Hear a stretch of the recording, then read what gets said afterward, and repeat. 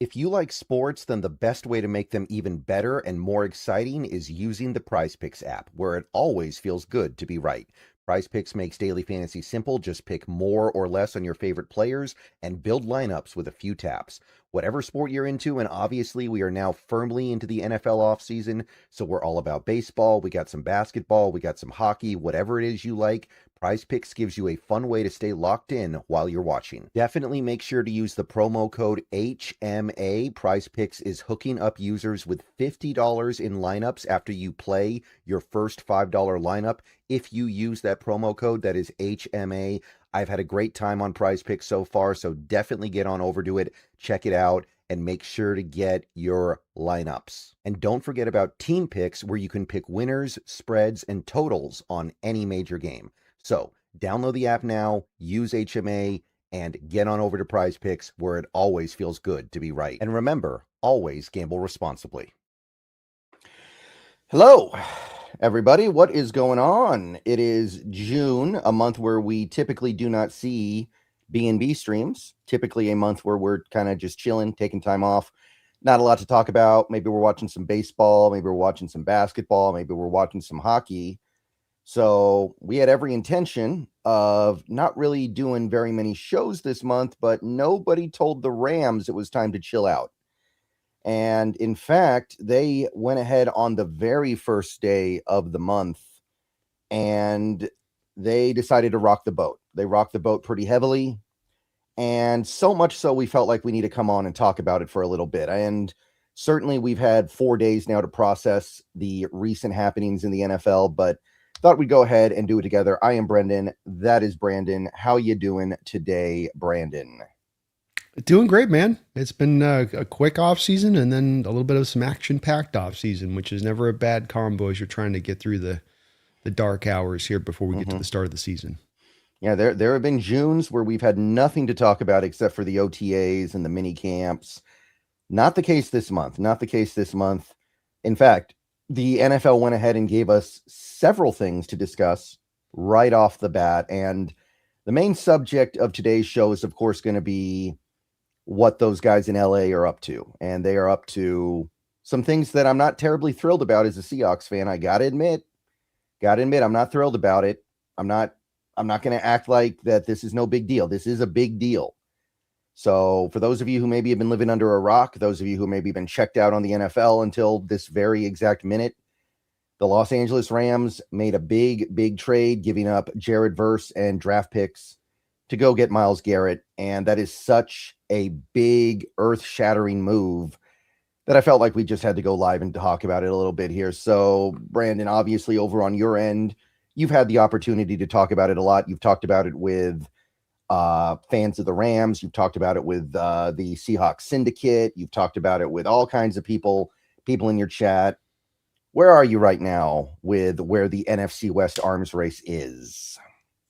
I think the surprising part to me as I think about this 5 days into it, Brendan, is number one, there's been a consistency in my thought process and in the emotionally, because obviously the emotions take turn. Like this happens and you think your emotions would be in a place where, you know, you're just angry. Why did my team do this? Why are we going here? You know, that's what I would think on the outside looking in on this situation, but going through the experience of it, I actually find myself saying, you know, I feel pretty at peace with what's going on here. And I think the parameters of the deal really are the big part as I think about this that really eventually just kind of makes me kind of nod my head and go, you want to see your team make this deal, you got to find the equivalent match point. And like you said, I've had a lot of fun talk with Ram fans like Jake out there on the round table. And as far as discussing like, look, we don't have the equivalent player. We have a player good enough to be included in the package, but we don't have a player that I want to be included in that package from the small selection the Rams would have wanted or the Browns would have wanted to take to make that kind of package happen. So quite literally, this isn't to me about not being willing to give up the assets it would have taken to get this deal done. It comes down to the fact that the Browns wanted a player at the forefront here. They want a player now and part of their future. That was the centerpiece of this deal. And when you look to the players you were going to have to give up, I like our guys. I don't want to give up our guys. I don't think it makes as much sense. And so it really does make it easy and make it at peace. If this had been Brendan, a move where the Rams had thrown 3 first-round picks to the wind, maybe I'm feeling a little bit different. But the fact that it's really more towards that player, I kind of I know where you stand on it, but it finds me really kind of at peace with the situation. Myles is a great player. It's going to help him tremendously, but it wasn't all positive. It wasn't all plus. You didn't just throw on top of the stack and add more. Mm. Yeah, and I've definitely seen that angle from a lot of people. A lot of people saying similar things. I think that an important pivot point is we got to ask ourselves, and this is kind of the thing that I've been thinking about on my channel for the last several days. How good is Jared Verse? How good is he? How valuable is he? Because I see some people acting like he's some guy who's worth 2 first-round picks, or some people even say he's worth more than 2 first-round picks as a player by himself, because he does have the 3 years of club control left, right? Because he's got the 5th-year option.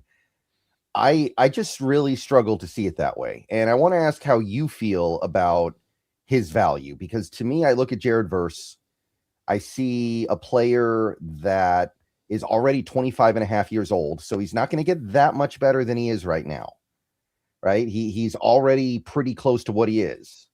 He's a guy who gets a lot of pressure, but he misses a lot of tackles, doesn't necessarily get a lot of sacks.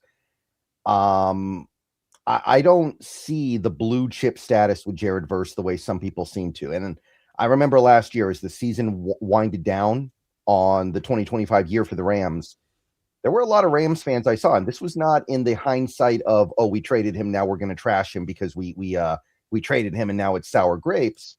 When they had him during the season last year, they were like, what does this guy really do? What's so great about this guy? So for me, I just look at it and I go, I don't see Jared Verse as that player. Do you? Well, I think that there's definitely some good points in there as far as the finished product angle, first and foremost. This was a part of the evaluation when we talked about him a couple of years ago, from my perspective, was that you're getting a player that's really good, right? But could have come out the year before, then the year he came out. It's kind of advanced to where he's going to go, and is not going to give you necessarily a huge bag of stuff in what he brings, but what he does bring is nice. And that's what he's been, I think, as a player. Last year was a very tiny dip, I think, from his first rookie year. So, whether or not that's where he's going to be, we'll see. I will say that my opinion is that the Ram edges, in particular, Byron Young and Verse, were asked to play too many snaps over the course of the year. Overtime games, no depth to call upon. Those guys ate up a lot of snaps. And even that being the case, he was still the 14th highest rated edge in the National Football League last year by PFF. So I wouldn't try to kick out any of the lazy argument about the missed tackles or the lack of necessarily pure sack production, neither of which is either likely to really drive up. But there's also a reason that they insisted upon him rather than Byron Young, who was higher rated last year than Verse, who did have more sacks than Verse. Club controls maybe a little bit of it. You got to pay Young now. But all that being said, they insisted and really were pushing for Verse. He is a really, really good edge in this league. I think he's probably a top 10 edge in this league where he sits. And so when you say blue chip, I guess when you mean blue chip, are you more speaking to top 5, or are you speaking to more, it's like the quarterback thing, where there is a difference to me between the top 5 to the top 10. I don't know if I think he's top 10 though. So, I mean, I'd have to look at the list and think about it.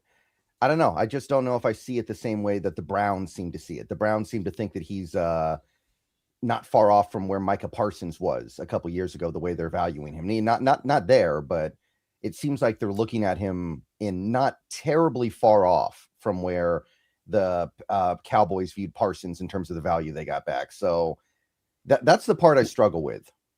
Well, that's where I think there's maybe some itty bitty slight points of disagreement here with it. The grand big picture of it is that in certain respects, I agree with you. Like, my whole thing with this would be that the Browns should never have made a player the centerpiece of the trade. You're right in a place, it's all about draft picks. So that's just, to me, all ridiculous.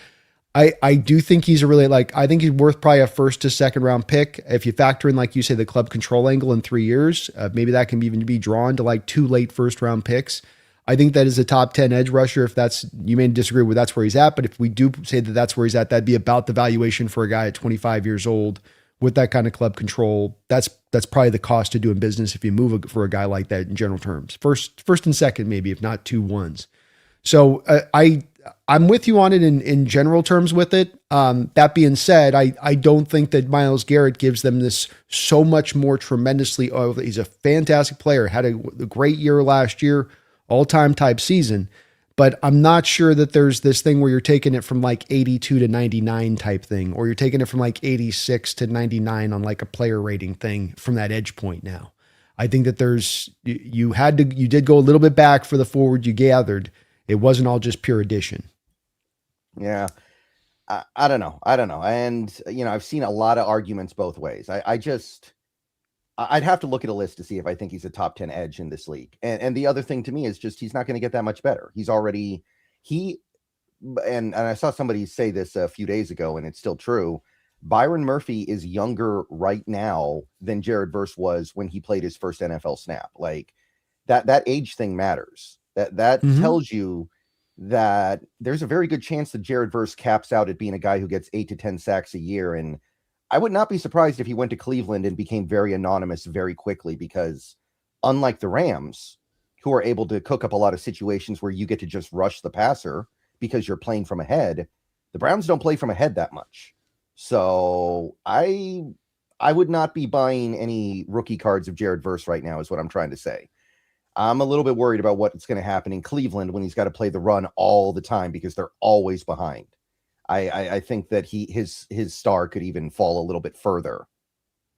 I think that's a fair point. You're definitely not going to be on your best display in an environment like that, to your point. So you'll see a depression there with it. And it's where, again, I wouldn't have made him the centerpiece if I'm the Browns, but yeah, I do think, I guess where I'm more trying to twist this and turn this is that while it does make the Rams a very tough opponent, I don't think this significantly raises the bar on their defense to some ultimate plane of existence now, going from this to that. I hope so, man. I hope that you're onto something here. But I mean, last time I saw Jared Verse, our backup left tackle was basically taking him out of the game when he was on one knee. So I'm a little bit, yeah.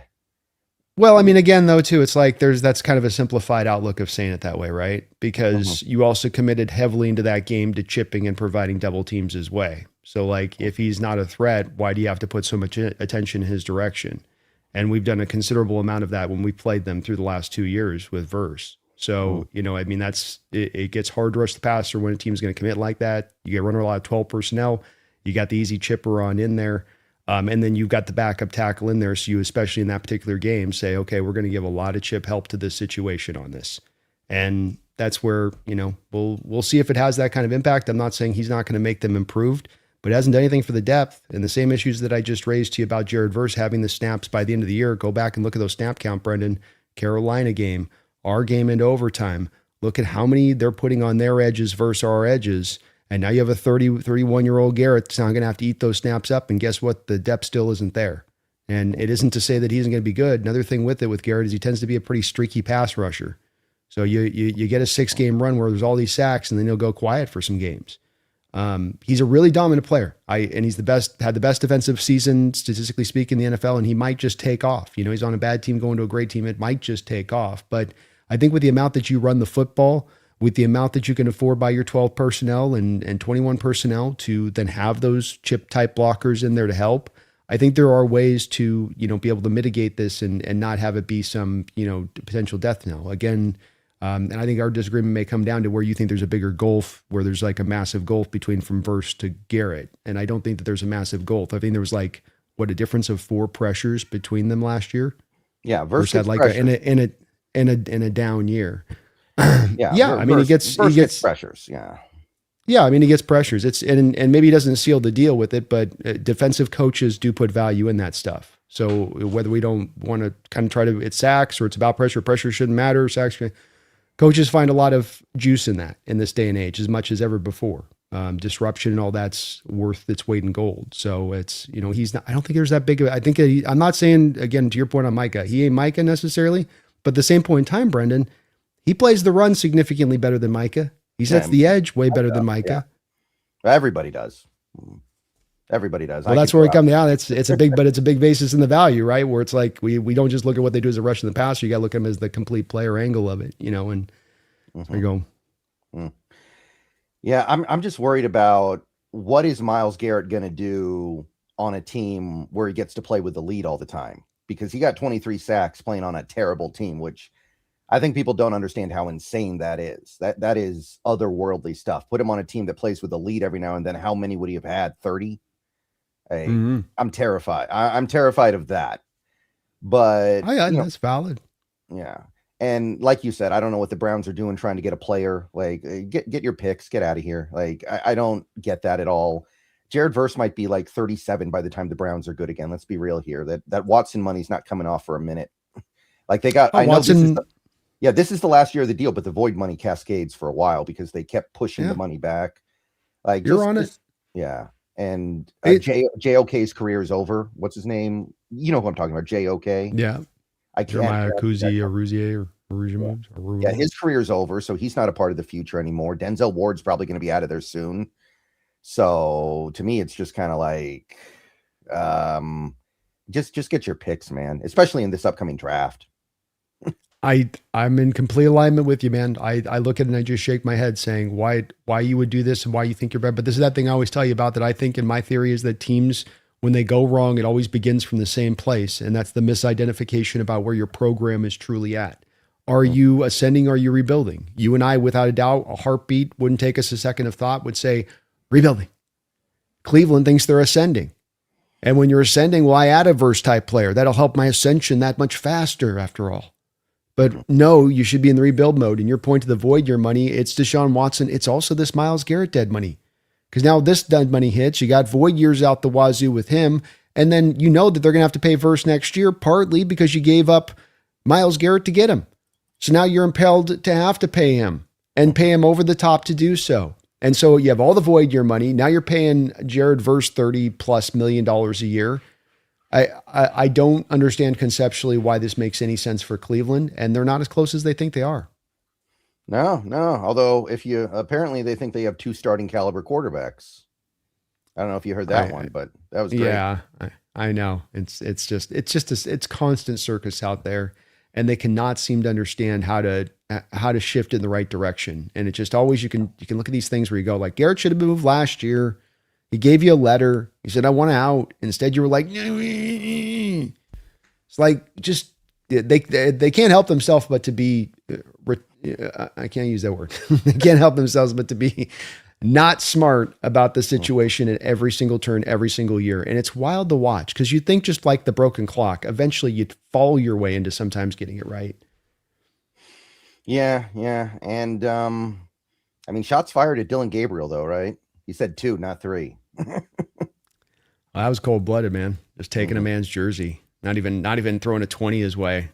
Yeah, and he needs those 20s because he's not going to be in the league very much longer. I don't think he needs every 20 he can get. Yeah, I don't think it's long for the world in that way, Dylan. Yeah. Well, it's very kind of funny what the so talking about the Rams a little bit more, what they're doing it. Because you were talking about their lack of depth at edge, right? They don't have a lot. Who's their third edge right now? Is it Josiah Stewart from Michigan? Mm-hmm. And yeah, that's it, buddy. Yeah, they got no depth at receiver. They got Puka, Devontae, and I don't even know. Is it Jordan Mumfield, Xavier Smith, the kid that hit the ball off? He's still their punt returner, by the way. Yeah. The guy that they obviously still got Xavier didn't look Smith, man.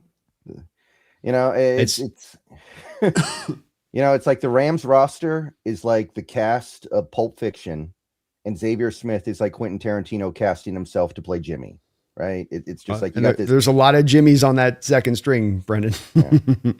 Yeah, it's just like you got this beautiful thing going here. Why are you ruining it with something that would be so simple to fix? It feels like you could have spent 5% of what you spent to get Garrett to get a real punt returner, and you're not doing it. Yeah. Both the depth and the special teams to me remain just as much a problem as when they ended the season. And I would offer to you mentioned a couple positional groups, and okay, tight end's strong, good, great. Corum's probably pretty solid as a backup. I think, and it's been my opinion this last week as I've looked at their depth really closely, that it's a cliff everywhere else. No, not just the wide receiver core, not just the edge group. I would offer it is cliffy when you get into the defensive line, even. It gets cliffy when you get past the starting 2 off-ball linebackers. It gets cliffy when you get past the top 2 safeties. McDuffie goes down, that corner room looks significantly different. And they just don't have that same depth that we do, say nothing of not addressing it all. To your point, not at all, just not even kick return, punt returners, not at all doing anything really to really upgrade that special teams unit. Just expecting it like they've done in prior years. It'll just naturally, it was the coach. He was the problem. He was the problem. They're sort of scapegoating it all out into this singular source.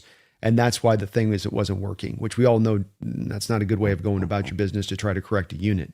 Yeah. So I think that those things still remain, Brendan. And I think it's very, very eye-opening when you look at that depth, because this is a roster now that with the Garrett trade, much as I know it seems like you do like the trade, and I like the trade for him, but they now have gotten older, 25 to 30, limited depth on the backside on it. A pinch hit last year, like I said, in doing the research on this, I can't understate this. You drove the snap counts through the roofs along your edge and on your defensive line last year. That lack of depth was felt. And then when you cross-match it up against the Seahawks' depth on defensive tackles and edge, it's night and day. And it contributes to then keeping a fresher team, which is kind of important when you're going to play that team 2 of the final 3 games of the season. Mm-hmm. Right. And I guess one question that I would have, now that the Rams have done this, are they going to be one of the teams that maybe brings on some of these veteran free agent pass rushers that are still dangling around in free agency? We talk about Clowney, we talk about Cam Jordan, but there's also guys like Hassan Reddick out there who's still a free agent. You got a couple other guys as well. I don't want to have to go through all the names again. We've done it like 20 times on the BNB show already over the last several months.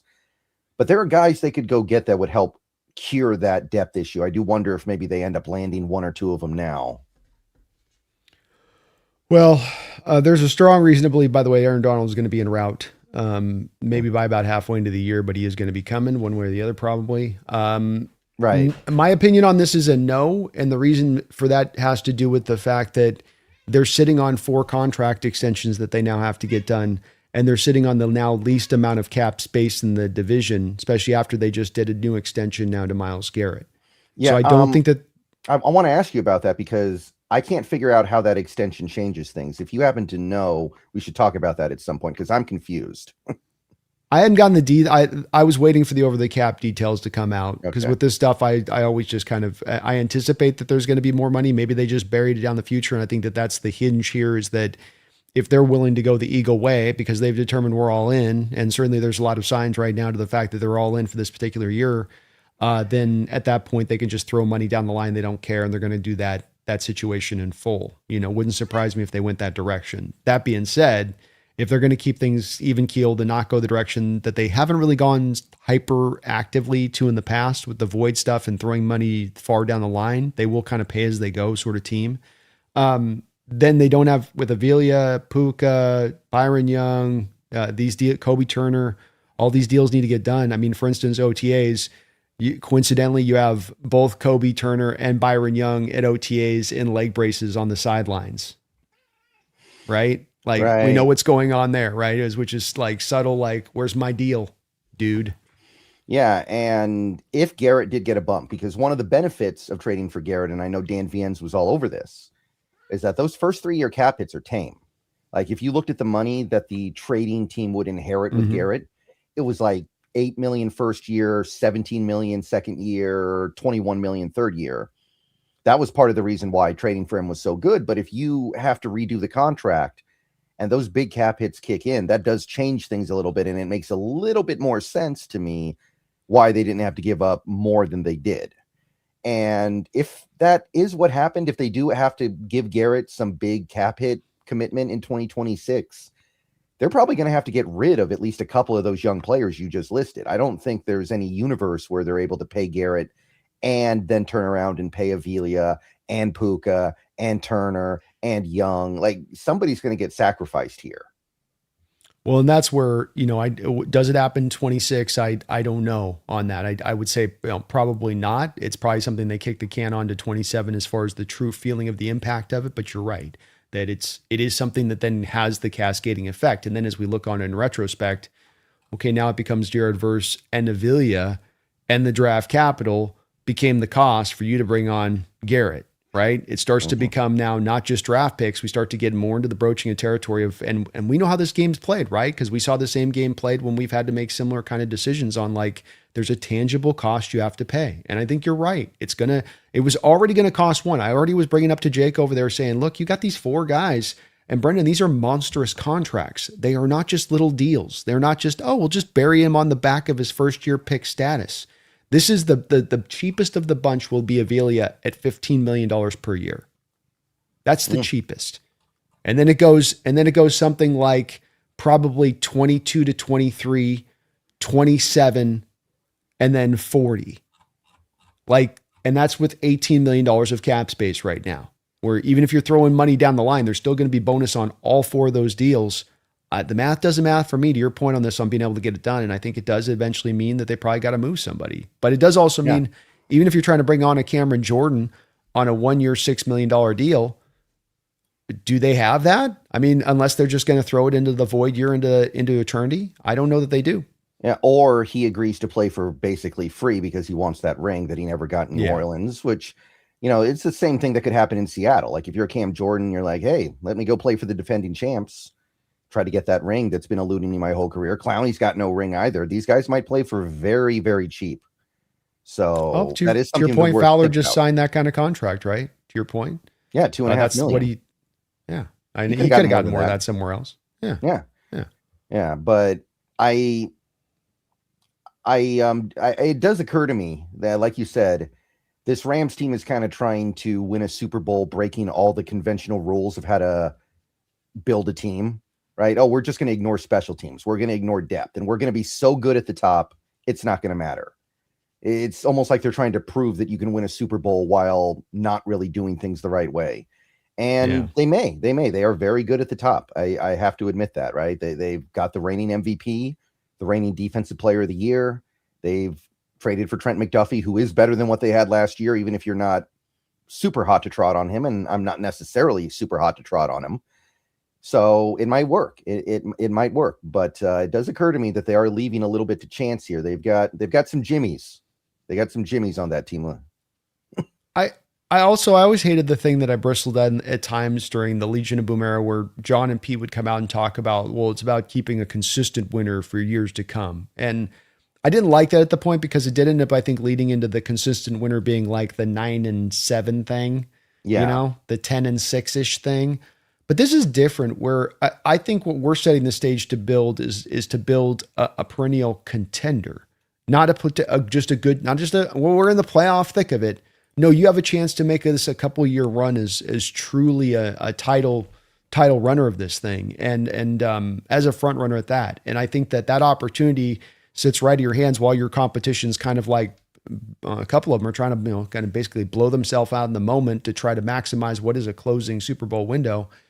I think you let them punch themselves out in so many words here, Brendan. Right. So it's intimidating, but there are some things on that team that can still be taken advantage of. And look, we don't know what that team's going to look like. By the time we play the Rams, it's going to be late December, right? Who knows what's going to be going on with Stafford? Who knows what's going to be going on with Devontae? Right? People are kind of forgetting about the Devontae thing. He barely made it through last season, and he was kind of useless unless you were inside the 5-yard line, right? Like he was basically Jimmy Graham from 2017 almost, where he was just kind of your goal line guy. And another year, 34 years old. He ain't spring chicken city here when it comes to all the games he's played. And I think that's where it's, to your point on the little bit of lack of productivity last year.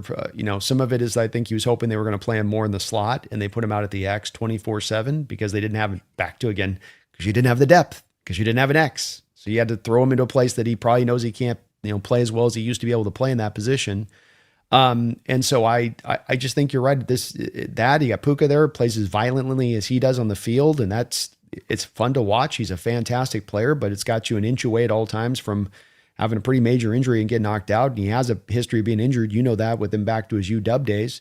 So I think that we still have a great market opportunity this upcoming year, and that we got an opportunity to kind of sit and we're going to talk here in a second about what our pivot is. But I think that they're very strong. Like you said, it could work. There's many ways of getting this done, right? You can win this way, you can win that way. And if it works for the Rams, I'd laud him and say, hey, you guys went for it. You had the balls to do it. You've made it work before. Like the Jalen Ramsey trade, Stafford trade, first round pick trades rarely work. You have two that worked on your recent track record. So you've also got a lot of other first round picks in there that maybe haven't had it with all those picks you've swung at too. So it isn't just all pure sunshine and roses on this one, but I'm not scared, man. I don't find myself freaking out. I don't find myself pulling my hair on this one. It's a good move, and it might end up proving to be enough, but boy, they're throwing the thing on the roulette wheel here a little bit too, in a way that I don't know that I would necessarily like to do. Mm-hmm. Yeah. Again, it just comes back to where Jared Verse ends up. If he ends up being some, I'm not even going to say Will Anderson level player, but if he ends up being some Danielle Hunter level player, then that's one thing. But I'm not super high on him, so we'll just have to see where that ends up going. But there is a world where 3-4 years from now, the Rams are really upset they don't have him because he's killing it wherever he is. Part of it too, with the ranking of the 10th for me with him, Brendan, is we're just not in an era of great edges right now. It's a downturn time if you look through the league. And I kind of look at it as partly that of like, that's where my measurement comes into play here is it's like, it is partly is I do think he's a solid player, probably a little bit more than you do on this, but so it just comes down, there's just not a stack of guys all over the place. Right. All right. We do have some donos here. We got Jordan. Thank you for the $4.99. I'm excited to see how Mills develops this season. Heard good things in OTA. Yeah. Supposedly he long-armed Bradford 2 days ago and got Bradford injured, I guess. And they had to stop the period on it at that point to get things back in alignment. But yeah, he's certainly looks the part. You look that guy in the field. I remember standing next to it down there, Brendan, when they did the scrimmage. And I mean, he just looks like he's got the Wreck-It Ralph arms. He is in a lot of big guys around him. He looks the part. But sounds like he's roaring and feeling great. And boy, he's one of those guys like that Horton Arroyo.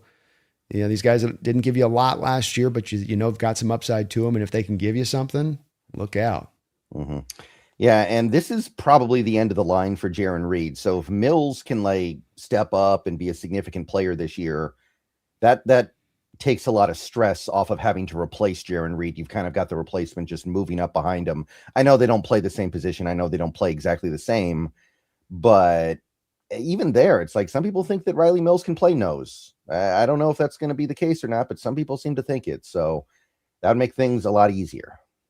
Well, they lined him. I was reticent to believe him coming out that that'd be something you could do with him, but I will say that that is a way that they utilized him last year at times when he was on the field in those rare moments he was out there. He ate up some pure nose tackle snaps. So if that, I mean, they're already doing that in a year where he's still coming back from a knee injury. It does lead you to believe that they're probably going to do it full tilt when he's feeling great. Mm-hmm. So yeah, I'm excited by the Mills thing. That could end up making things go down a lot easier because there's also some talk now. I saw this from Dan Viennes. He thinks that Leonard Williams gets extended some point this offseason. So if he's hot to trot on playing for another couple more seasons and you've got Murphy and then Mills, you are pretty good to go for a couple years on that defensive line.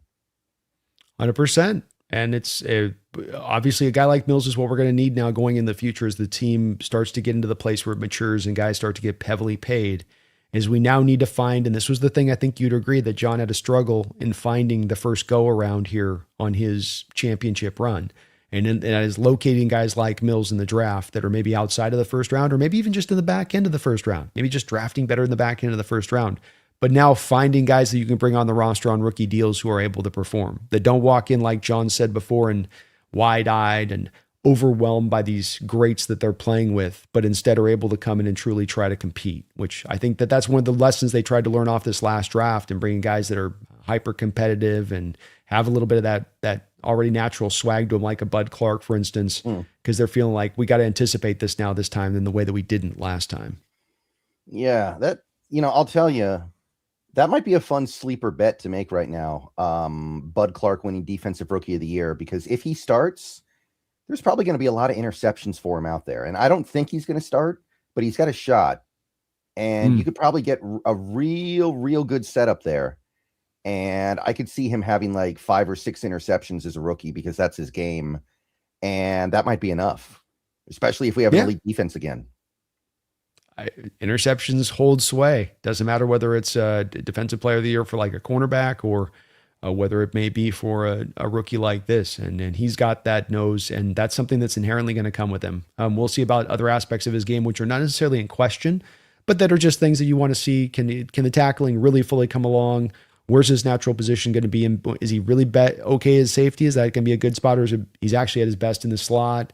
Some things we're going to have to figure out with him long term, but he's got that potential because the nose for the ball and his instincts and coverage in a lot of ways just kind of can't be taught, or has just been well honed with his 3 years as a captain there and starting and the time that he had. So either way, it's still there inherently, and it'll be taken advantage of in this defense, which will put him in those positions, high pressure, got the quarterbacks in a position of trying to force stuff. These are the makings of what create these kind of turnovers. Mm-hmm. Kyle, thank you for the $9.99. Jake, all of 2025 Rams have the best secondary. Jake on the Roundtable Tuesday verse doesn't have the secondary Murphy has. Did y'all see that Garrett got a new deal? Does that impact Young, Turner, Fisk, or Puka deal? All right. So the first part, I think Jake learned a tough lesson last year about how not good his secondary really was. Like, I know that's what he was thinking going into the season, but as you watch that secondary week after week after week, you're like, yeah, no, he misread that. He misread that situation pretty badly. And I think he acknowledges that now.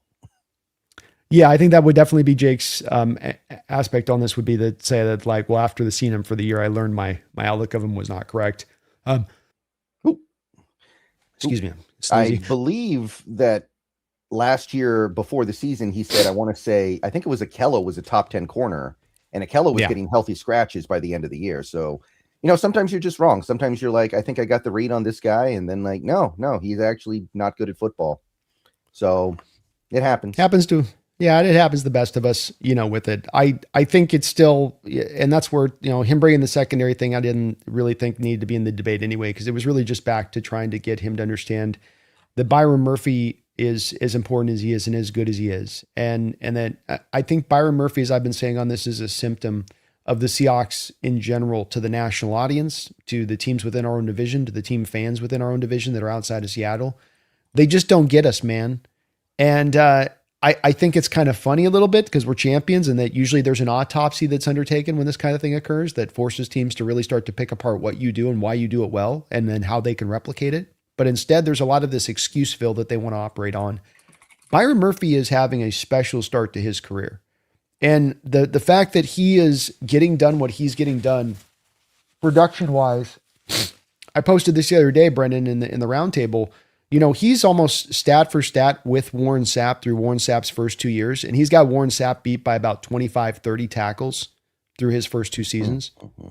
Right. And that's Warren Sapp operating in a full-time 3-tech out in Tampa Bay from the jump, with Byron Murphy operating from the nose tackle almost 24/7 from the jump. Yeah. I think you could cut Byron Murphy down the prime meridian right in half. You could cut him in half, and I would take either half over Jared Verse. Like, I don't even think that's close, man. I think you could take Byron Murphy, chop him in half. I will take that one-legged Byron Murphy out there on the football field against Jared Verse all day. Yeah, it's to me, it's just a no-go argument. And it was one where Jake didn't want to hear it, but it's like, and I tried to tell him, it's like if NFL general managers in this league had the choice to pick between one or the other, the majority are by far going for Murphy, and a pretty major amount of by far at that, because this kind of impact just doesn't come from these guys. You mentioned his age at 23 years old, which shouldn't be undertaken as well, because he's not done. And say nothing of when he finally does get to go to 3-tech. Folks, like, you don't understand what you're going to see when he finally gets to go there 24/7, because you can't double 3-techs. Why didn't we double team Aaron Donald through all those years? Is it because we didn't want to? No, it's because it's hard by the alignment of the 3-tech. They're to the weak side of the formation, and they're far off to the outside of shoulder of the guard, and you can't get your center over there. When I got the guy shaded between the center and the guard, when I've got the guy shaded to the inside shoulder of the guard, well, now I can draw those doubles. But you pull, especially when it's strong side of the formation, I've got that tight end out on the edge who can help block to the edge. But when I don't have that, and I've got the guy to the weak side, like, it's one-on-one, baby. This is why left guards are so much more valuable than right guards. You got to hold up. You're on an island. And he is going to kick the ever-loving crap out of those guards on a consistent basis. The only reason you haven't, you got Leonard Williams. He's kicking the crap out of guards right now on a consistent basis, so you just don't need to do it. The thing is, Leonard can't do what Byron does. Byron can do everything that Leonard can do, and then more with the nose tackle position. You don't have a replacement in there, and it's I'm kind of just, I know I'm doing a little bit of a streaming consciousness here, Brendan, but it just doesn't. The thing I don't think they understand most is we can live in nickel. No teams can live in nickel in the NFL. Every team last year that I watched started to transition heavily into base 3-4 looks. 3 down linemen, 4 linebackers. Team after team after team, whenever they saw 12 personnel, 13 personnel, or 21 personnel. That's the match. We are the one team in the league that I watched that could sit in nickel, that could sit in that wide defensive line alignment and not have to change our ways in the least. And yet still, Brendan, not merely hold on for dear life, not merely be good, but be the most dominant run defending team in the National Football League. Those are phenomenal 2 factors to throw against each other. Phenomenal. Mm-hmm. Even the Rams would give up Verse for Garrett in Verse for Murphy in a heartbeat. And you know how I know this? Because they traded him just now. If Verse was that good, I don't think they'd trade him. You know how else we know? Who's 5 years older. You know how else we know? How? We got literally McVay on camera during the draft, humping his general manager in the hopes that he will trade up for Murphy ahead of Seattle. Right. We literally have him mic'd up on camera, Yeah, it's like if Verse was that good, as good as Garrett is, I don't think the Rams would have given him up in that trade. I think they would have been a hard line. No, we will give you picks. But if Verse was that level, at that point, you're saying Verse is Will Anderson, and Verse is not Will Anderson. Yeah, agreed. Yes, agreed. That's what they wouldn't have done it at that point if he was to that level, and he's not to that level. Will's a top 3, top 4 edge rusher in this sport. That's that line delineation to me of the top. It's just like quarterbacks, where when we're talking about top 5 to top 10, and there's some guys that are maybe on the edges of each a little bit to busting through. There's still kind of a big difference. It's a stair step there as far as a pecking order from one to the next. Mm-hmm. Daniel, thank you for the $1.99. You think late round draft success continues with Rams?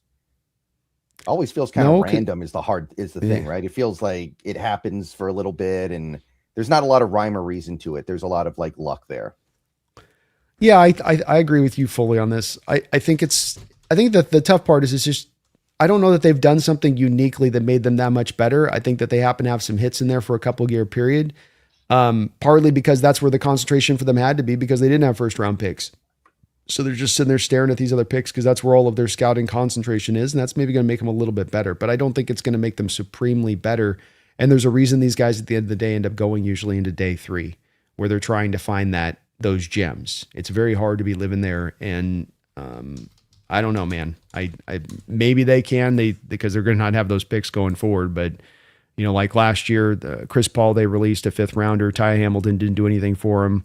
Jarquez Hunter could not really see the field. Josiah Stewart was, I guess, solid, but that's a 3rd rounder more than it's like a day 3. Kenyatta Mumfield in the 7th round. It doesn't look like anything from that one. And you go back to 2024, Brendan, and sorry. Yeah.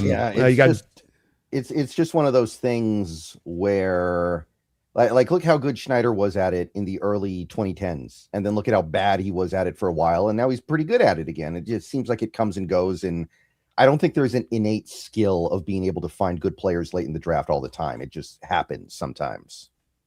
Yeah, I think so too. And again, I'm going back 24, Brennan Jackson, Washington State kid, 5th round, Tyler Davis, Joshua Carty kicker that's no longer on the team, Jordan Whittingham, can't really see the field, Bo Limmer, backup guard, backup center, KV Leviston, I'm not sure if he's on the team anymore, might be a backup left tackle, but you're not getting production in the last 2 drafts from that place. And that's more back to Daniel again, the bit of the randomness and having a year or 2 run where you actually find a couple of guys great. But hard to sustain. And maybe every team kind of comes around to that. I mean, even we have kind of like last year's draft might turn out to be that with like O'Reilly Mills and Horton and Oots, we might kind of get the benefit. So it's, I don't know. That's one of those narratives I'm not as sure of as I'm like, the Rams have gotten the benefit of that one. I don't know if they fully earned it. Yeah. That's like, there was this thing with the Rams fans who hated the Ty Simpson pick. And there were a lot of them who eventually just kind of went, in less Snead I trust. And I'm like, Yeah. I mean, he's good, but there's been misses too. It's not like he hits on everything and you just got to take him on blind faith the way there was a period of time back in the early 2010s where I think we were kind of obligated to trust everything John Schneider did for a bit. But then he started failing and we stopped doing that. And now I think we're kind of back at the point where we just kind of trust him implicitly. But I don't know if Les Snead's there right now. Maybe a couple years ago, you could have said that. Right now, it's kind of tough. Even you want to go back like 5 years. They used a second round pick on Tutu Atwell. That didn't work out very well. They used some other semi-high picks on players that ended up not doing anything, like the Cardi thing. I know that wasn't a high pick, but you drafted a kicker. You expect him to be good. So Yeah. I don't know. I think it's valid to say you're in trust, but I think it's as well when you make the most surprising pick of the first round by every analyst's outlook of things. Like every analyst goes, boy, that's the most left field pick in this draft, especially. I think that it's okay as well to be like, well, there's some trust, but that's a questionable pick that could really come back to bite you on the butt. And that depth thing that we talked about earlier in this show, a big part of the reason that you have that in place is because you didn't do more with that first round pick. Could you have traded back in the first round, gotten some more picks, reinforced some of that depth for this season, had an extra receiver in there if you just couldn't move back, be it a Cooper or Mekhi Lemon? Does that make you scarier than with a gun of Garrett in there? Especially if you just go get a functional backup. How about the fact that your backup now is Ty Simpson if you got to go to him instead of Jimmy Garoppolo? That's a pretty big draw. It's another spot on the roster where there is a cliff drop off to the backup. And that's no small thing when you're in the most competitive division in football that's going to come right down to the line at the end of the year. To me, it is a factor. It's not hoping on injury or whatever, just that this is gravity. This is us talking about the Niners last year saying week 1 is going to look a lot different than week 17. That Niner team we faced week 1 to 17 is going to be diametrically different. And were they not? Mm-hmm. Yeah. And there's, one thing I've been debating in the Discord in my server over the last couple of weeks is if something did happen with Stafford, I don't even know if Simpson would be the guy they put out there because he had 1 year of starting experience in college. It might be Stetson Bennett, who's actually learned that offense for the last several years. Like, don't be shocked. No, but it's also with Stetson Bennett, a guy that is going to be very limited in what he can do from the position. Even if he's learned the offense, this is still try hard, limited tools type of player that you're going to be able to get after. And he's just the type of mighty might type of quarterback that Mike McDonald has been able to really get after over the past couple of years. So, I think that drop off first, thinking about it versus like Garoppolo last year, if he had to come out there and play for 3 or 4 games while Stafford was down, that's a big difference. He is not getting anything close to what Garoppolo, and I'm not even a big Garoppolo guy, but this is a massive drop off and not typically the direction teams that are on a championship run would do. They would get more of a functional quarterback on that backing to know that they're in safe territory, like they've done with Garoppolo the past couple of years. Yeah. And I mean, this goes back to what I was saying. They're trying to win a Super Bowl while breaking all the rules of how you typically build a Super Bowl team. And they may do it. They are so good at the top, they may get away with it, but it is a little unconventional. And it feels like almost like they're trying to prove a point. It does. It feels like you're trying to sort of like, look, I can dangle on the edge of this cliff and I can keep my balance. It's like, well, do you have to dangle on the cliff's edge to go get the chance? Not necessarily, but we're just going to do it to show we can do it. Great. You guys, good luck with that. I don't want my franchise doing that. I don't see the reason. I don't think that that's the cost to going and getting a championship. Certainly wasn't the cost we had to pay last year to go and get a championship. Like even the Rams team that won the Super Bowl back in 2021, I think they were more balanced than this team looks like it's going to be. I think they had more depth. I don't remember that roster super well, but I feel like they had some stuff going on. They had guys like Van Jefferson, who was okay, right? They had plenty of depth on that defensive line with the pass rushers. Remember, they traded for Von Miller mid-season. They were deep up front. So they had problems like every team in the league does, but feels like this team is a little bit more top heavy than even that team. Agreed. Yeah, I feel like they reinforced the depth. They keep adding player. They had an ability to get around injuries if they were to be sustained. And this is a little bit of a different road they've gone this year. Way more top heavy. And I just think top heavy with a little bit of age and some of that top heaviness. That's the formula for that's hard to sustain that for a whole year. This is and something that I love about our Hawks. I think we've taken the opposite direction in a lot of ways, Brendan, is that Seattle has really shifted towards let's make the strength of the 70, let's make the strength of the 53, not in just words we say, to say it sort of just as this kind of kitschy phrase, but that you actually say it and how you're going to go about your business. It's why we saw a 7th round pick trade 2 weeks ago for a gunner that's 29 years old. Why are you doing that? It's because you're valuing the ability to build the supremely best 53-man roster. Yeah.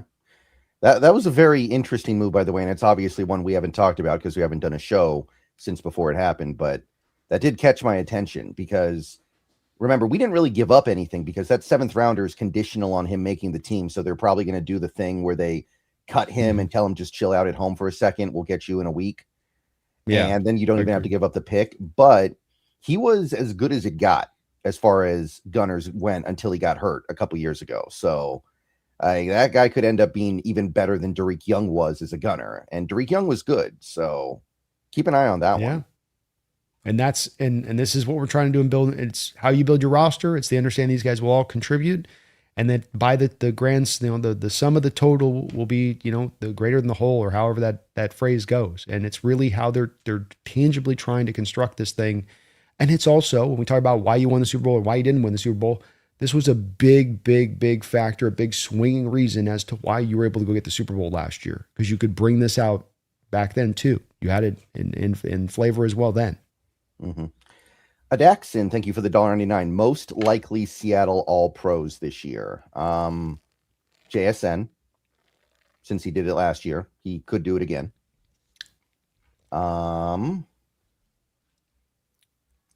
Is it Murphy or Williams? Like, Williams has the name recognition. Murphy's actually probably at this point more valuable. I feel like it's one of those two, but I don't know which one. I think with Murphy, it's so young, second year of his career. It just kind of came up that they weren't kind of ready for him being the voters. I think they'll be ready for him by next year. And I think he's going to be ready to continue to build on what he already put together. So I would put him as my All-Pro in there next year. I think Leonard probably has a little bit more of the snaps taken back to try to protect him a little bit more this year, with Riley there too, to be able to kind of take some of that burden off. But I would definitely put Murphy. I think you're right about JSN. I certainly would throw Devin Witherspoon in there. Mm-hmm. He's gotten, not only is he getting the Pro Bowl nods, but he's getting the All-Pro nods now. And I would also throw in there, I'll throw in there two other guys. One is going to be Ernest Jones, who got the All-Pro nod last year. And his coverage is really underrated, which is part of what helped him get it last year. And let's remember, with him, not only did he have the 5 interceptions, he had a couple of nears as well. He had the second Rams game where he had the pick. Remember, they overturned it. Yeah, had a couple of other. He had the pick in the playoffs too against the Niners. There you go. So he's going to get that. And then I got one. I'm going to sneaky one. Julian Love. Julian Love came back last year after the injury, and in between the injury points, top 4 rated safety by Pro Football Focus last year. He gets you interceptions as well back there, on top of just playing really solid play. Another guy that I think could come out and get you a 5-6 interception year and then and cement his status as that kind of player too. Yeah, I think that's probably about even Maury. Even Maury's gonna have a hard time overtaking Hamilton because Hamilton's reputation out there. Yeah, but if he can do that, then I think it also kind of plays to it's a disadvantage to play a bunch of different positions. Like, is he a safety? Is he a nickel corner? Is he a linebacker? Like, it's a little bit harder when you're playing all over the place. They need to make like a utility player All-Pro position or something. What's your point? I think they got him as a safety in PFF. So he's like the 18th highest rated safety last year by PFF. It's like, what? Yeah, he barely plays safety. Like how often does he actually line up as a safety? Almost never. Yeah. But to your point, they don't know what to do with him. Like, we don't know. He's everywhere. He's all of them. Yeah. And Michael Dixon, I guess, would also be probably on the list too. He could make it. That's a good one. Yep, that's a good one. Maybe J. Mai can give us he's actually due for a Dr. Jekyll. I mean, that was supposed to be Hyde last year. Yeah. He was so good last year. He was so good last year and he didn't get it though. He was so good last year and he didn't get it. I don't know. They got these kickers now that can make like 85-yard kicks now, and Myers can't do that. I don't think Myers can compete with that. It's true. The dude in Jacksonville is going to make some 90-yard field goal, and it doesn't matter what he does the rest of the year. He's going to get the All-Pro nod. That's true. Kicker from like the 20-yard line, their own territory, with some wind. Mm-hmm. Martin Lawrence, thank you for the €5. I think it is. The Myles Garrett trade is great for the Rams, but as of today, they still have issues at linebacker, special teams, and general roster depth. We're still in the Super Bowl window, right? They do have some issues they're going to have to power through here. They do, and they there are some things that kind of loom large with that roster that they can't necessarily do a lot about. And like we talked about a little earlier, they're going to have one heck of a time re-signing their young players at this point, especially if Garrett decides to step up and say, hey, I want a new contract. I don't. And if he wants a new contract, I got to believe you're going to give it to him. I don't think there's any world where you can go, no, go away, deal with your contract as it is. Yeah. I think that Martin, it does seem, I think, a little bit like we're not giving him credit on the trade. It's a dangerous trade. It's a trade that I think that they're to have the balls to make it. You give them kudos for it, but at the same point in time, it doesn't shake us to our core. And that you mentioned that these issues we've talked about on this team still do remain, and there really isn't the means now to address those issues. You've shot your shot in so many ways, and so I think we're where things are at is kind of where things are at for them. Certainly, that's not the case for us with 12 draft picks and $30 million of cap space. We're still plenty of ammunition to still go out there and do more ourselves. I just don't think they're in the same position. And okay, we can. I like our chances for how this is going to play out, especially with the way the schedule goes. Mm-hmm. Yeah. Again, they're trying their own way of getting it done, which is, I don't know. It seems like they're intentionally making it hard for themselves. Again, like, I know we had this problem for a few years there where we couldn't find a guy who could return punts, but there's got to be somebody out there they could go get that can at least catch the ball. And maybe their plan is to just let Kyron Williams fair catch everything the way they did in the NFC Championship game. But you got to find somebody that can return a punt here and there, man. Well, I agree with you. And then that may be a direction that they choose to go with it, where they're just like, we're just going to make it safety. But then that's just a symptom of the get by approach to the third phase of the football team. And when you treat it that's fine. Maybe you'll get by. But the team that treats that third phase as an actual weapon, as an actual third rung of the team, is now a team that's going to have a decisive advantage going against that other team that just looks at it as this necessary evil. And I think that the Rams kind of do when they look at their special teams unit. Yeah. It is a little bit weird, but we'll see if it works. Maybe they'll get away with it. It's not impossible. And they pulled it off, and teams have pulled it off before, but it is hard. Daniel, thank you for the $1.99. Bud could 8 interceptions and still get snubbed for Defensive Rookie of the Year. I don't think it's going to be a great year for Defensive Rookie of the Year, though, because I'm looking at the draft. David Bailey, pure pass rusher on a terrible Jets team. Even if the Jets improve a little bit, he's not going to put up big sack numbers on that team, I don't think. Arvell Reese, crowded edge room in New York. How many snaps is he going to get? Delani in Kansas City is a cornerback. Cornerbacks winning Defensive Rookie of the Year is tough. Sonny Styles, maybe he could get a lot of tackles. He could end up with like 150 tackles or something, but it's not a great crop of defensive rookies in my mind. I think, but I'd put Bain as my front runner on there. But I do think you're right about there being an absolute, being a bit of a wide open year for defensive players this year for the reason you just said. Those guys don't have as much a clear angle to being able to produce. And Bain, I think, is going to with Tampa Bay, and I think he's going to be a good player. But yeah, I could see that. I could see that. Maybe Caleb Downs, but I think that Dallas defense is going to be bad. So it's hard when you're on a bad defense. You think so? I think they're interesting. I don't have an opinion on like good or bad with it, but I do think that they've got some interesting guys that like there's talent there, which in the past in that Cowboys defense, I've been like, well, you have this and that, and then a whole lot of kind of nothing really. Mm-hmm. They've got some interesting stuff though, young players they've kind of brought in there. So bad last year though. I think they need more than what they did to get better. They were so bad. I mean, it's fair. It's fair, and there is some age on some of what they have and what they're hoping. I think they got both Gary and Clark in there now. Rashawn Gary they brought in, and so it's a little older there. And Quinn Williams, we'll see how that kind of fits in there. Ezra Raku got injured last year, halfway into the year, but he was having a hell of a start. Yeah, for them out of Boston College. that's But true. they got young corners too that they're hoping can be, Shaban Ravel. Yeah, they're far from certainty out there in the Cowboys defense, but talent. Daniel, thank you for the 4.99. I argued with someone who said that Verse is better than Will Anderson and said Verse can play snaps at nose tackle. What is the most insane take you've heard? Well, I'm sure he can play snaps at nose tackle. That's not really the important question here. I mean, I can play snaps at nose tackle, but it's not going to end well. Yeah, I think that the person who made the argument saw the clip of him as an off-ball linebacker being blitzed up through the A gap, and they said that's him playing nose tackle, which that's not playing nose tackle. But I'm sure that's what your buddy Daniel was probably trying to put one and one together on that one. Yeah. But Anderson is a whole nother. Anderson's going to be the next, great rising edge in this sport. We've gone through. There's always like 2 or 3 really good ones at any one time. Sometimes even 4. He's going to be that guy for a couple year period here who's going to be one of the best in the league. And he's phenomenal. Me and Brendan both loved him coming out. We would have traded up to go get him in that draft where we stood. He's awesome. Just awesome. Right. And like, I can't remember who tweeted this, but somebody tweeted this right after the trade was made. Myles Garrett had more sacks in 1 month of football last year. There was a 1 month span, 4 games.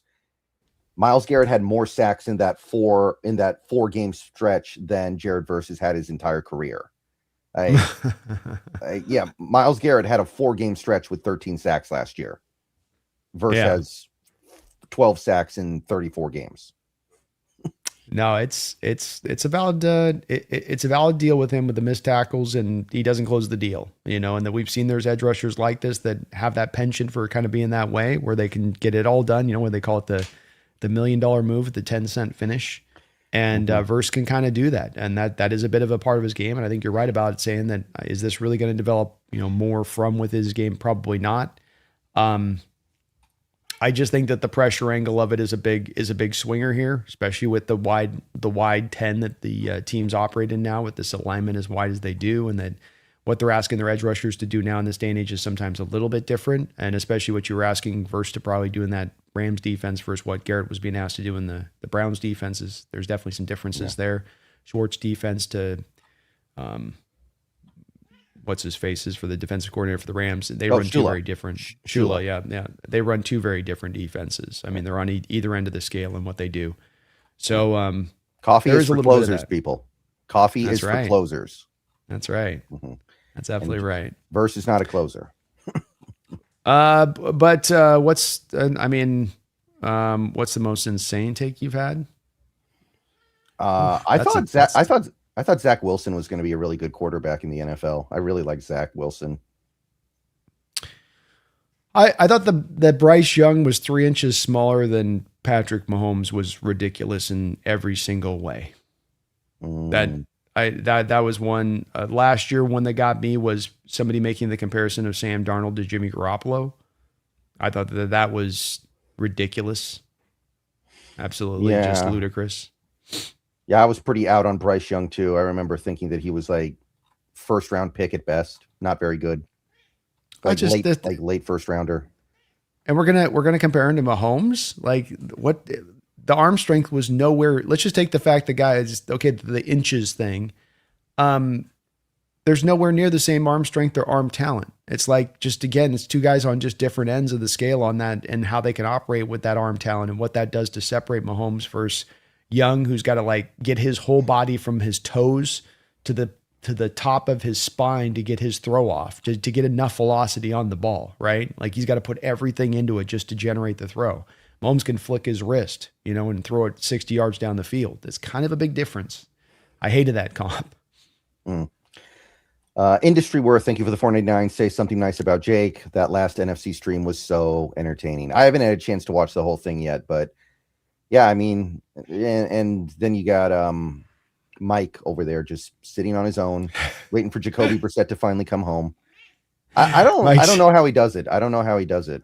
I know. Bless Mike on that one. He's biding his time out there, just trying to hope some point or another they're going to crack through. And look, Jake is a smart guy and a good football mind, and he knows his stuff. And disagreements are going to happen. Me and Brendan have had plenty of disagreements through the years, and who's right, who's wrong. We're all going to take our L's. We're all going to take our dubs, and we all try to do as much work as we can to know what we're talking about. Jake included with that. And so, sometimes it gets brought up as far as there's being some sort of combative thing with me and him or me and Jesse on there but that's kind of like what you're going to get with these shows is when you have people that, love their team and get deep into it, there's going to be disagreement. Hopefully the way we do it over there and the way I think that's pretty consistent is that it's good debate. It's not personal attacks. It's not going at each other. It's maybe hot and gets intense, but it's all talking about ball, talking about what's at hand, and that's what we're trying to kind of hope to strive for. But Jake's a good guy. He does great work, and I love working with him over there at the round table. Yeah. And I mean, at the end of the day, that's what gets people's attention, right? We're talking about, it's like wrestling, right? People don't tune in to watch wrestling because the wrestlers all get along with each other and always agree with each other, right? That's not what gets people to watch. So, and I to your point, we're not trying to artificially do this. We didn't talk about going in beforehand. It does just come out organically. Sometimes we have a lot of shows where we just get along, but it will come up. And I think that we got the two best teams, and this is an intense battle between these teams right now, and the rivalry is fierce, and that should come with intensity. That should come with feeling passionate about your position in your team. And that's a good thing. And I think hopefully it makes the content good and fun to watch on that side of it. But much love for Jake. He's a good guy. And again, love him working with all those guys over there, Mike included, who is a good soldier. Yeah. Greener, thank you for the 2. Have y'all been seeing the Brendan Sorsby news? I'm not following it super closely, but I am aware of the general things going on there. I hope he gets the help he needs because he clearly needs help. What was the help thing? I'm out. I haven't heard that. Apparently he's like the gambling addict that you read about in or that you see in a straight to Netflix movie. Apparently he was betting on like ostrich racing and freaking just the most obscure random garbage. I'm being facetious somewhat, but you get what I'm saying, right? He was not just betting on football and baseball. He was betting on obscure stuff, like complete degenerate. Well, yeah, and that's it's not good news in this day and age of betting. I'm sure the NFL didn't love to hear that, but he's in the supplemental draft, isn't he? Still, he will be in. I think he will be, but I wish him the best of luck. This is going to be tough for him. Yeah, it'd be interesting to see if a team bites. I did watch the tape on him, and the tape is legit. He's got at least a day 2 talent skill set, but. Yeah, we'll see, I guess. When was the last time a supplemental draft pick worked out for the team? Like it feels like they usually don't go the way that the teams want them to. The last one, well, the problem is that there hasn't been a lot of supplemental picks. So this used to be more of a thing back in the day than it's been for the last probably 15 years. But the last one was actually the former Seattle Seahawks wide receiver and Cleveland Brown wide receiver. You'll know this one. Who's the big dude? He was the bigger guy. Talking about Braylon Edwards, are you? He was a normal draft pick. Nope. After Braylon, he was here for a cup of coffee. Remember, he had the drug problem in Cleveland. Hushmanzada? No, Hushmanzada was in Cleveland. Somebody in the chat will have it. And yeah, okay. Yeah, I can't remember the name either. You'll know it when I say it. When I say the one, you'll know it. Yeah, but it feels like it usually doesn't work out. Josh Gordon, thank you. Okay, thank you. Okay, Josh Gordon. Josh Gordon was a supplemental pick. Okay. By Mike Holmgren, by the way. Shout out to Mike Holmgren. Yeah. Hey, it was a worthwhile pick.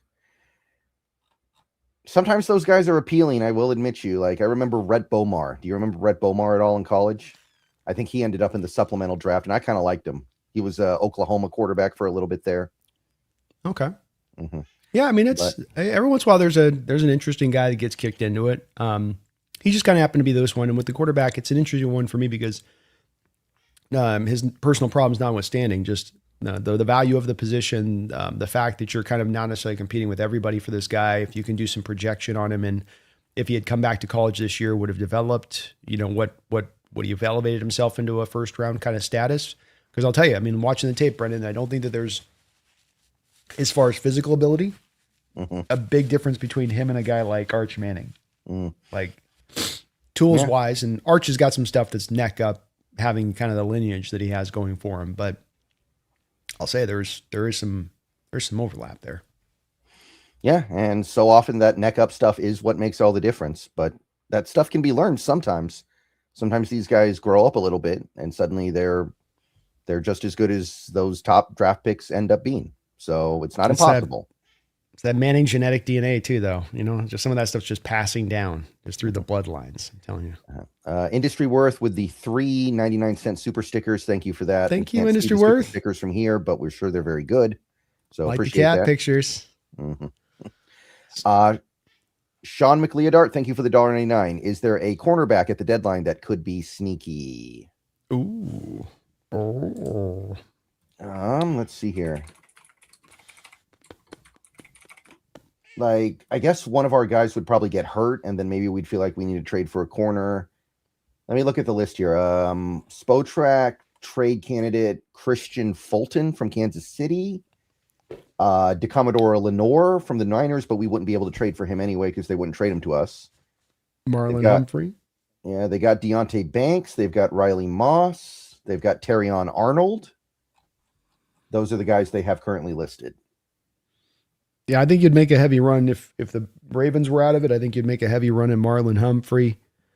Quite honestly, I don't think that there's necessarily one that stands out to me that's going to be made available. I think this is probably why they've maybe this is a bit of an explanation, Sean, for why Seattle's hammered the corner position so well this offseason with bringing Joe back and making a multitude of a couple picks in the draft towards the corner position, including reinforcing the depth at the slot so you don't have to move Witherspoon over anymore. But Denzel Ward, maybe you can pluck him around from the Browns, maybe down the road.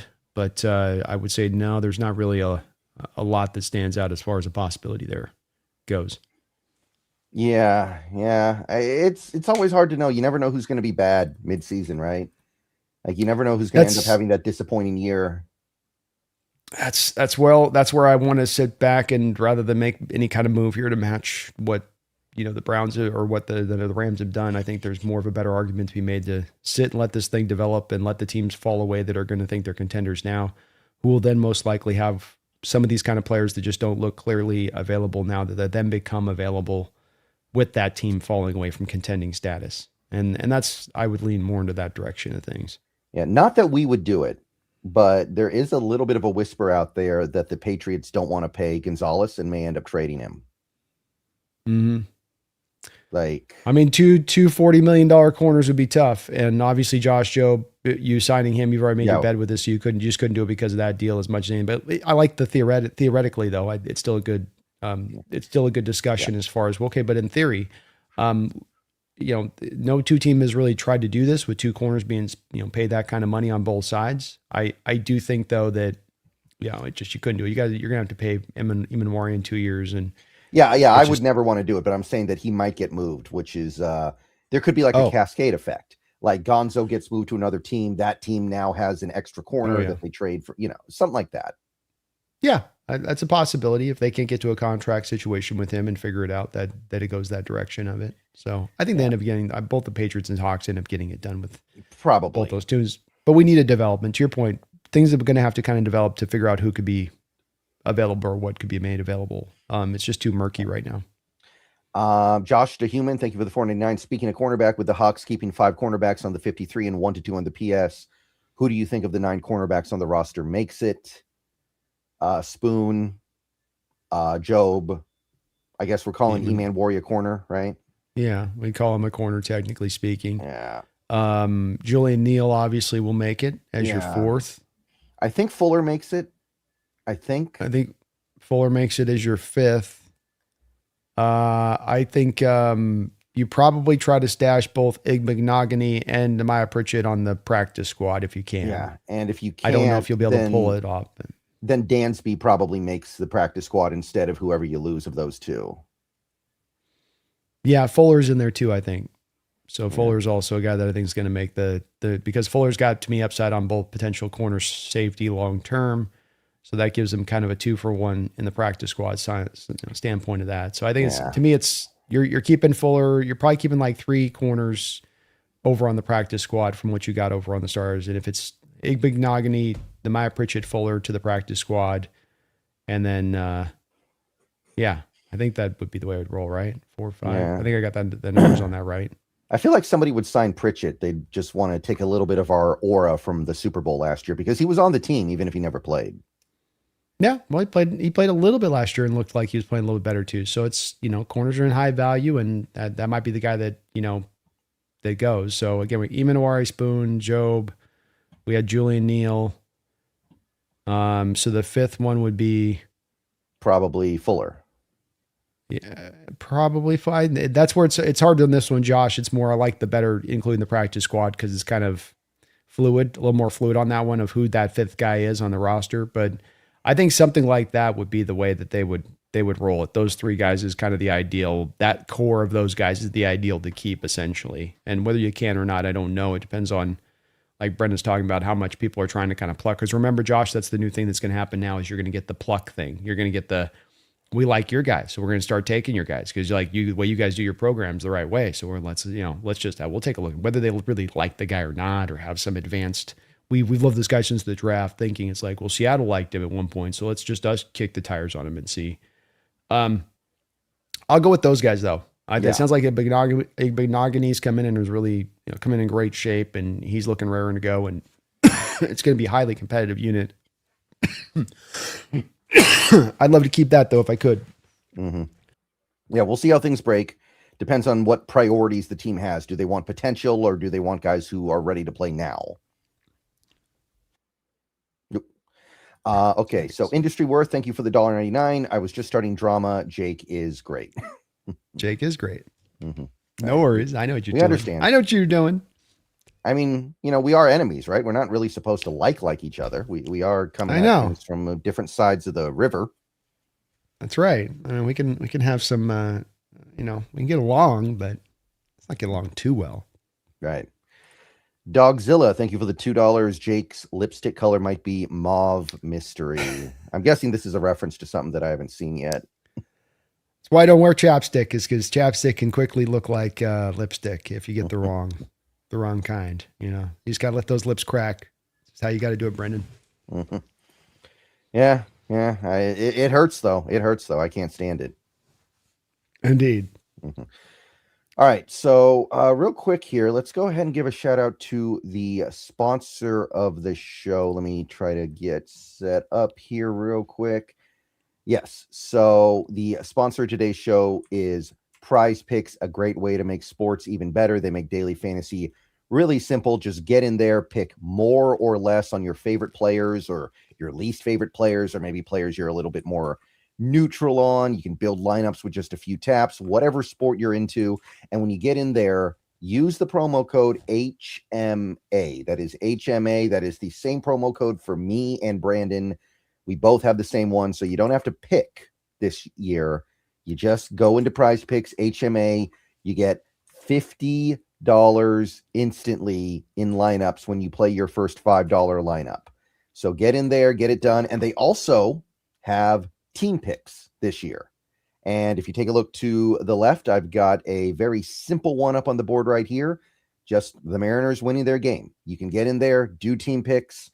And as you can see, it's just as simple as picking who you think is going to win a game. So hopefully the Mariners get it done tonight against the absolutely reeling Detroit Tigers. And you don't even have to be on a casino's network to do team picks.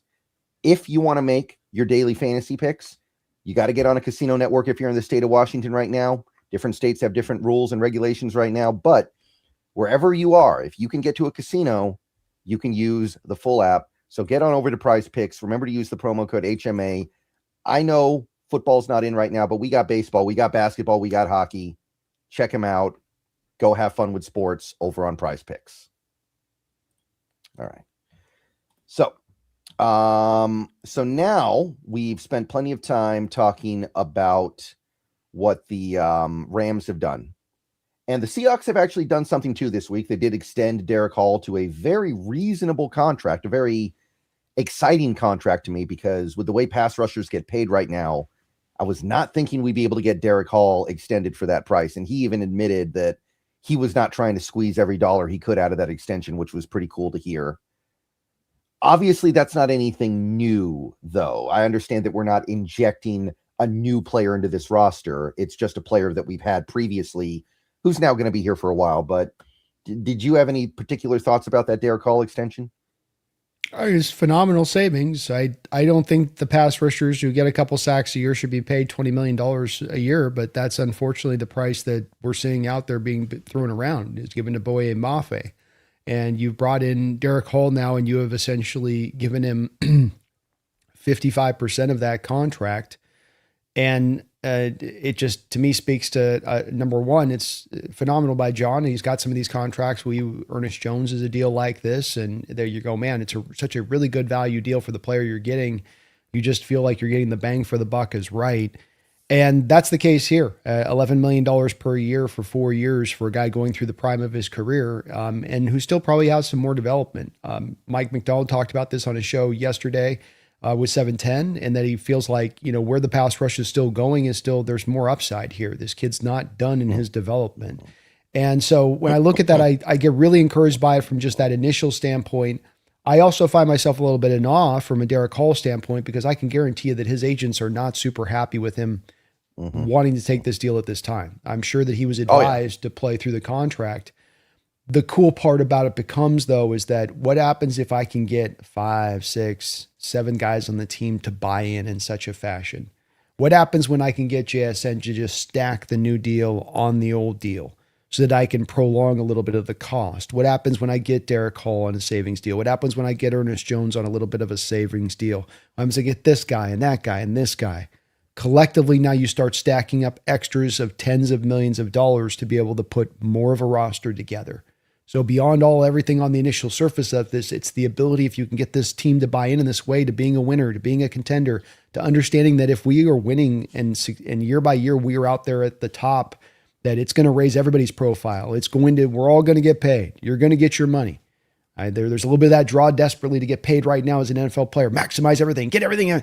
But if we can all kind of buy in this way similarly to a degree, and Darnold included in that with the next contract he takes, the amount and what you can build up as a roster collectively could be amazing, because no teams can get their roster collectively, even just a section of the roster, to buy in such a way. Everybody breaks the bank. Everybody maxes out what they can be paid. So it's a phenomenal development. Right. And again, the Boye Mafe contract was one that a lot of people compared to this one, because at this point, I think Hall's more valuable than Mafe. I don't know if he's better at this exact moment, but he's younger. And he also had the 1 year left on his current deal, which was not even $3 million, I think, on the cap hit that you're getting to kind of use to defray the cap hits on the new deal. So the fact that you were able to get him for so much less than Mafe, and then like a day after the Derick Hall extension, you had the Nick Herbig contract, which, look, maybe Nick Herbig's a better player than Derick Hall. I don't know. I don't know a lot about Derick Herbig. It's at least arguable, but he's getting paid like twice what Derick Hall got. Like, you can't tell me he's twice as good as Derick Hall. There's no way. So you look at what these other teams are doing, and it's like, okay, we got something going here that these other teams don't have. That's a good point. And let's not overlook the fact, too, he's a pure fit to this defense with the way he plays the position. The power edge, the length, the ability to kind of crush the pocket outside in.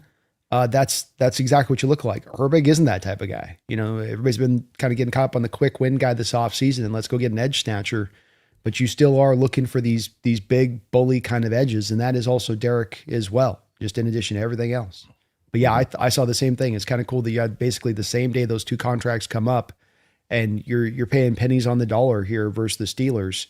And I just, to me, that it cannot be, it cannot be an overstated part, because it's like the first player that starts this domino can start the process. In a lot of ways, JSN did, when you look at that contract, and not needing to have, let's say, tons of bonus money put into the new deal, that you pushed it all off down the line on that, and did so really at the benefit of the team. You still get your guarantees, but now as a team, we get the totality of JSN's entire prime.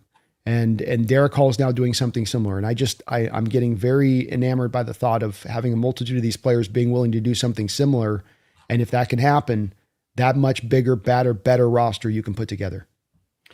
Yeah, yeah, it's a pretty sweet arrangement. I don't think there's any way Derick Hall won't be worth what he got on this deal. Even if he doesn't sprout into being some top 20 edge rusher, even if he ends up just being kind of a guy who's able to hold his own out there and stay on the field, it's still worth this much money. Edge rushers get paid like crazy right now, Yeah. as we saw with Boye Mafe and Herbig. Agreed. Yeah. This is nowhere near the vicinity of what I'd like. He plays through a full year this year, and he puts up even the year he put up last year. Just that. He's making $22 million due to inflation rates per year on a 3-year deal. That's the contract. So you getting him on a 4 years at $11 million per that's kind of pretty far away from that. And that starts to become more than 50% as far as the savings when you want to build into what he could be making. That's, again, not him busting off and going 10 sacks. That's him putting up 3-4 sacks this year with a lot of pressures, good run defense, $22 million per year. That'd be the cost. Oh, yeah. All day long. And it's not just, this one position. Like, look at what the Packers just gave Christian Watson for absolutely no reason. And, it makes you feel a lot better about the way your team is doing business. Yeah. A guy in Watson that it's still at this point in time in his career feels like a one-trick pony who I don't trust his hands. I don't trust his ball tracking. I don't trust his route running, who's also got an ACL tear on his background. Like that, and you just paid how much they pay him? 115, something like that, mil? It's going to be like 28 mil per for 4 years. So it's 110. Somebody's going to have to explain that one to me, man. Somebody, like, he's never even had 700 yards in a season. My opinion is a desperation, man. Fear drives the decision-making on these NFL teams. What happened to the Packers this offseason? Dontavian Wicks moves out the door. Romeo Doubs moves out the door. Okay, well, then you got, Jaden Reed, and he's kind of been in and out of the lineup the last couple of years, and it's not been necessarily great there with him, right? Is it Jaden Reed I'm thinking, right? I get him in the Kansas City. Jaden Reed, and who's their other guy? Matthew Golden, right? Matthew Golden's a guy that they're hoping can really develop in next year. They also got the kid we liked a lot out of TCU, who could be interesting for them, but we'll see. All that being said, I think because the receiving crew got pared down as much as it did, they were like, man, we've got to hold on to some of this stuff, especially for a guy in Watkins who was, if I'm not mistaken, a former first-round pick for them. So they put the investment there in him. But he doesn't scare me. Like that Rashid Shaheed deal looking better by the day, don't it? Oh, it does. I mean, I'd rather Shaheed over that. That's and dollar for dollar, I would rather Shaheed, to be honest with you, between those two guys. Say nothing of the fact that I think he's a better player. He gives you more on the field as a player. I mean, he probably does. Yeah, I can't give Watkins a fly sweep and expect him to run like a running back. I can't put him back there as a kick or punt returner. It's you let these other teams make their mistakes, let these other teams, and you operate smartly, and you keep in these contracts, put them together in the correct fashion and stack them up like John's done. And just why we laud him so much is you look at these moves comparatively and you just shake your head because he seems to be operating in a completely different sport manner. I mean, a third of the cost of Nick Herbig, a backup edge for the Steelers, that he's up until this point. He's been a good backup edge, but that's what this is, And by the way, now what the Steelers will probably do off the back of this is probably move one of their edges. So it's like you signed him at ultimately for the cost of moving on one of the edges you have on the roster is you need dead money in a year where you're supposed to be going for it. You explain to me what the hell the Steelers are doing right now, Brendan. They're doing what they always do, trying to win 9 games, right? Hey, by the way, a little bit of we gotta do a little bit of padding our back up here. Our Darnell Washington takes are looking pretty good from the draft, bro. We were out there in the middle of the ocean. We were out there in the middle of the ocean during draft time on him. Like, why hasn't anybody seen it like we're seeing it on this guy? We love this guy. And then he goes out there and gets paid too. Yeah. And he's another one of those guys that doesn't really have numbers. So that tells you that the team believes he's doing things outside of just getting numbers at a really high level. And kind of like Tommy Tremble in Carolina, who never does anything and then gets paid. It's like, I don't think the Panthers are just stupid. Maybe they're stupid in other areas, but in that area, I think they probably recognize something with him that isn't readily apparent to the stat sheet. Unique players, man. And Darnell Washington's that. We want to always put these guys into categories and what archetype does he fit into? But sometimes you just got to appreciate a unique unicorn. And okay, maybe it's missing this, but it's got that, and it's got this in a great amount. utilize that, take advantage of that. Find kind of the value in this that other people wouldn't see because they'd look at just wanting to categorize him into the right place that you can't really categorize him. Mm-hmm. Right. So the Derick Hall thing is cool. I think that's great news. I think that's awesome. But I think the real thing that we as Seahawks fans are pondering right now after the Myles Garrett trade is, well, what do we do? Do we try to keep up with the Joneses? Do we say, okay, they made their big move, now we got to make our big move? Or do we just keep doing what we're doing and let things fall where they may? And look, and on some level, if you do that, what you're saying is you're looking at the Rams and you're going, okay, you go have your fun. You go do whatever you got to do to try to make sure you win the Super Bowl this year. And if things come together for you, you probably will. You probably will. I don't think there's any shame in admitting right now that Rams team has a higher ceiling than any other team in the league, including the Seahawks. If things come together the way they can come together for that team, I don't know if anybody can stop them. So yeah, I think that's what do you do? That's fair. Yeah. So do you say, okay, we're going to do something about that? We're going to do something we're uncomfortable with to go get a Max Crosby, go get a Brian Burns, go get maybe a TJ Watt? Or are we just going to sit back, chill, and let things happen and figure, hey, if they end up winning the Super Bowl this year, good for them. But we're not going to abandon our process to try to keep up. Like, how do you feel? Yeah, I think that there's a lot that's at stake here right now. Number one, I would believe that if you're trying to make a move right now, you're a lot closer in alignment to bidding war than you are in alignment to a market opportunity. And if that's the case, that would have me drifting away from that because I'm not trying to make moves to simply be reactive to what my competition is doing. I want to make moves like we just talked about, like, for instance, with the Shaheed contract. I want to find things where I'm maximizing out value and I'm not overpaying. I think right now, if you're making a move for a guy like, let's say, Crosby, suddenly now Crosby becomes available. Well, all those teams that have looked over at Garrett, especially in the NFC, are probably coming into the flow here. I mean, the Eagles are probably coming in and now you're competing with them. And that means now max prices. That doesn't mean a discount. And is that the smartest way to really go at this point? I kind of don't think it is. I think that you mentioned a couple of names there that are very interesting names and worth mentioning. The problem with Brian Burns and the problem with TJ Watt, there's not really a way to move those contracts. How? Watt's got $30 million of bonus money on the books. Burns, I think it's even more. There's just no way to move these guys. And that's why you're seeing the Giants, for instance, more wanting to move a Thibodeau. Well, I don't really want Thibodeau. Mm-hmm. So you're really left with either a bidding war type player to Crosby, or you're trying to have kind of like fond eyes for a player that's not really available. And so I come back around to going, that tells me that I got to kind of sit and wait. And yeah, there's a risk in that. And that maybe the guy doesn't become available. Maybe the option doesn't become available there to you.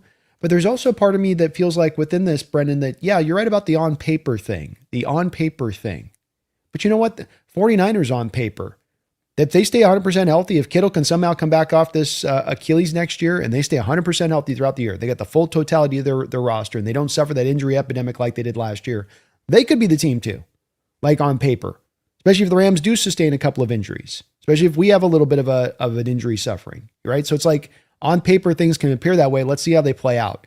And I have trust and faith in the fact that John does great work at the deadline, that even though it's a risk and that you don't know the player that is going to be available, I can't give you here player A, B, C, D, E, and F that will be available at the deadline. Like, we're going to have to wait for those teams that are contenders to fall away to know who that player is going to be. But I have faith that that player is going to manifest, that there always is those teams that think they're the bee's knees right now in June, who suddenly go, what were we thinking? And now it's fire sale time.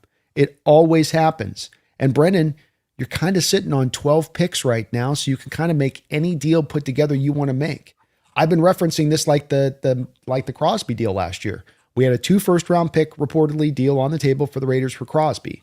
Raiders are like, no. And maybe Carroll shot it down, maybe not. But if I can come into the Raiders at that point in time and be like, hey, here's a second-round pick. Shut up. On top of the rest. Tell Carroll to shut up. He can't. We're not turning that down. It's too much. You essentially blow them away with too good of an offer at that point. If it was really a necessity to get it done, which is my final point would be, I don't know that it will be. I don't know that we won't be able to just go right through this season with the roster we have built and go back and repeat. I think that there's a proverbial scenario where we go do this and then we're able to go out and win and still be sitting on those 12 picks or 11 picks if we make some low radar move and just keep it rolling. I think that there is a thinking that you have to do this, and I understand it. I get it, but I also, at the same point in time, I really trust in how good this team is going to be next year. And Brendan, as much as the Rams fans want to tell you that this fluke luck thing exists and the national media wants to tell you it, they're making these moves because they're recognizing the fact that this wasn't simply neck and neck. You don't go add McDuffie and Watkins and Garrett and do what you've done this offseason because you think we should have really won it last year. It's just the ball happened to bounce to the left, and that's why we didn't get the division. No. That's not been your approach this offseason. And instead, it's been like, that little bit that they were ahead of us, if we just stand pat, that thing's going to turn into a gulf. We better start catching up some space on this and fast. And I think that we're still very closely aligned. Right. One thing with the Rams last year that has kind of slipped under the radar here, I feel like they were not a very good team in the second half of the year. Like after they lost that game to the Panthers in Carolina, they went to Carolina, lost a game. After that game, they really did not play that well the rest of the way. Like the two games they played really good in were actually the two games against the Seahawks that they lost both games. Like they lost to Atlanta. Atlanta was not good last year. They had that kind of embarrassing playoff win against the Panthers. They did not play well in that game. The Bears game came down to overtime. Like that was not some juggernaut. By the time you had that NFC title game, yeah, that game was a good game, but it was not like unstoppable force versus a movable object by that point. That Rams team looked very vulnerable that entire second half of the year in a way that Seattle did not. Seattle did not lose any games. Seattle had bad moments. Seattle was very lucky to beat, that Colts team, for example. That was kind of a rough one, but that Rams team was consistently kind of off balance that entire second half of the year.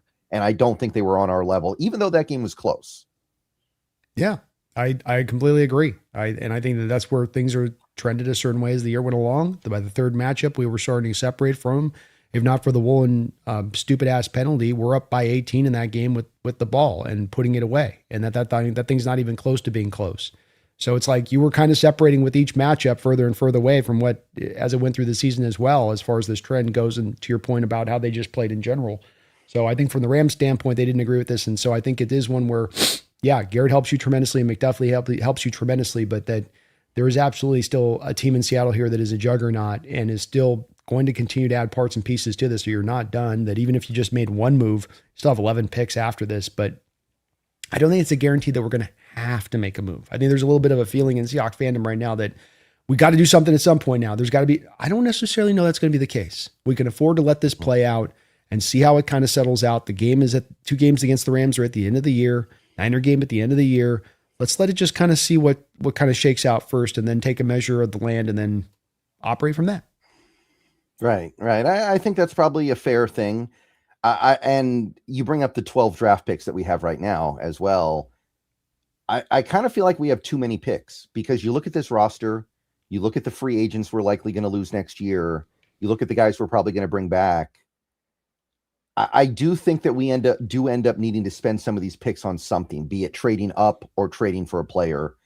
Because right now, as it stands, I look at our draft and I'm like, we're going to end up drafting a lot of players in day 3 that have very little chance of making the team because this roster is a little too strong. So you have that luxury of being able to make a trade with those picks without feeling like you're really missing out on that much.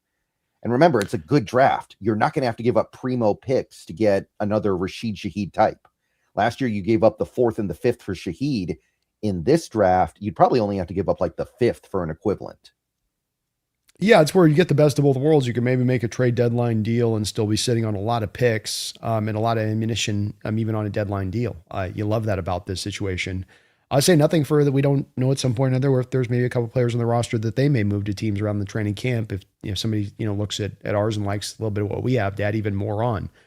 I'm looking, to your point on this, to 2 potentialities, is that you either next year look to package those picks before the draft as we're at the beginning of free agency, let's say, to go target players and bring in talent that way, or that this becomes the draft that uniquely go do your Julio Jones trade. Mm-hmm. Take those picks, package them together, maybe a future pick that doesn't have to be necessarily even a first rounder, and throw those together and go up and try to target one of these blue chip players in what is a draft that should have a little bit more length to its blue chip, even into maybe pick 8, 9, 10. You're legitimately maybe looking at a blue chip player this year available there. And if that's the case, go do that. I like that as an option this year, either direction, and it's really just about having flexibility here to not feel like you're fixed to a path that you have to go just this way. Got to go make some aggressive trade this year right now we're going to do the smart thing. And we got all options on the table in front of us because we're just that good. We won the Super Bowl a year early with that third youngest roster in football. Like that's a team that's afforded the opportunity to step back and go, yeah, we did it faster than anybody thought possible. And we're just getting warmed up. And this team is still developing. That's the whole point of being a year early, is that's not our final form of us at our best. Yeah. I tend to agree. I don't know if this year's team will be better than last year's team because we are replacing a lot of snaps with rookies, but it could be. It really could be. And the reason why I say that is because I look at a guy like Sam Darnold, who was good last year, but led the league in turnovers. I don't think he'll do that again in 2026.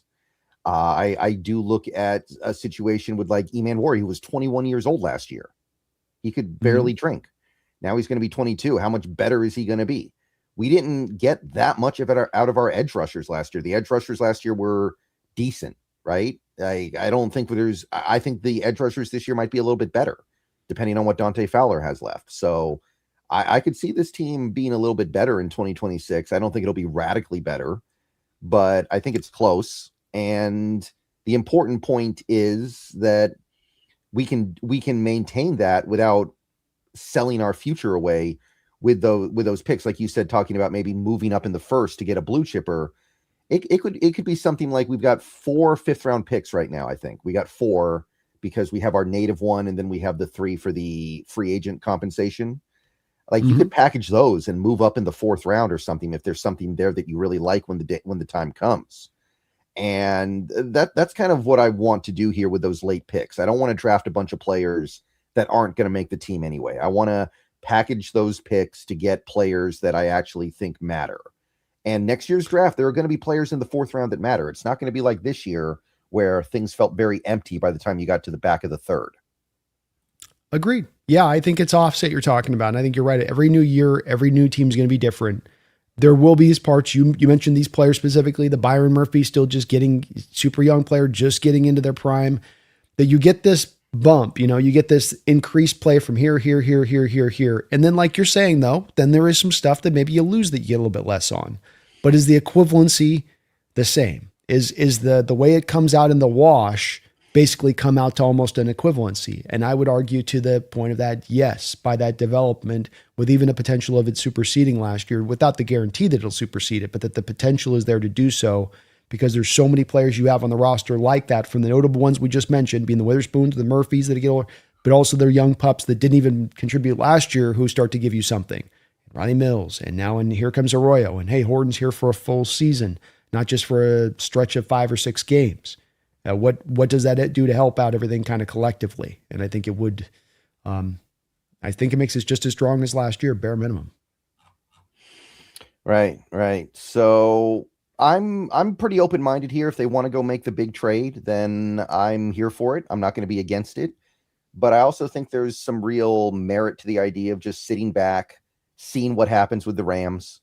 I mean, maybe we get to mid-October and things are just not coming together for them the way we expected. And then it's like, okay, we're just going to be here to catch what drops and we're good. Like I've said this before, the paper champions in the offseason rarely become the real champions in the season.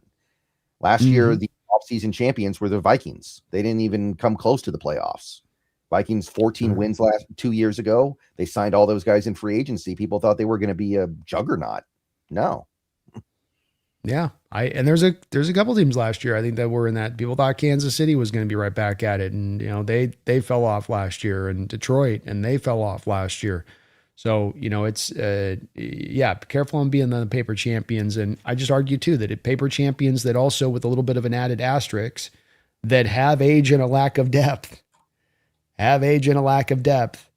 those are teams as well that when you're putting them down paper, it's like, yeah, what they look like in September is not what they're going to look like when we get into January. It's just that's the NFL reality in this war of attrition of this sport.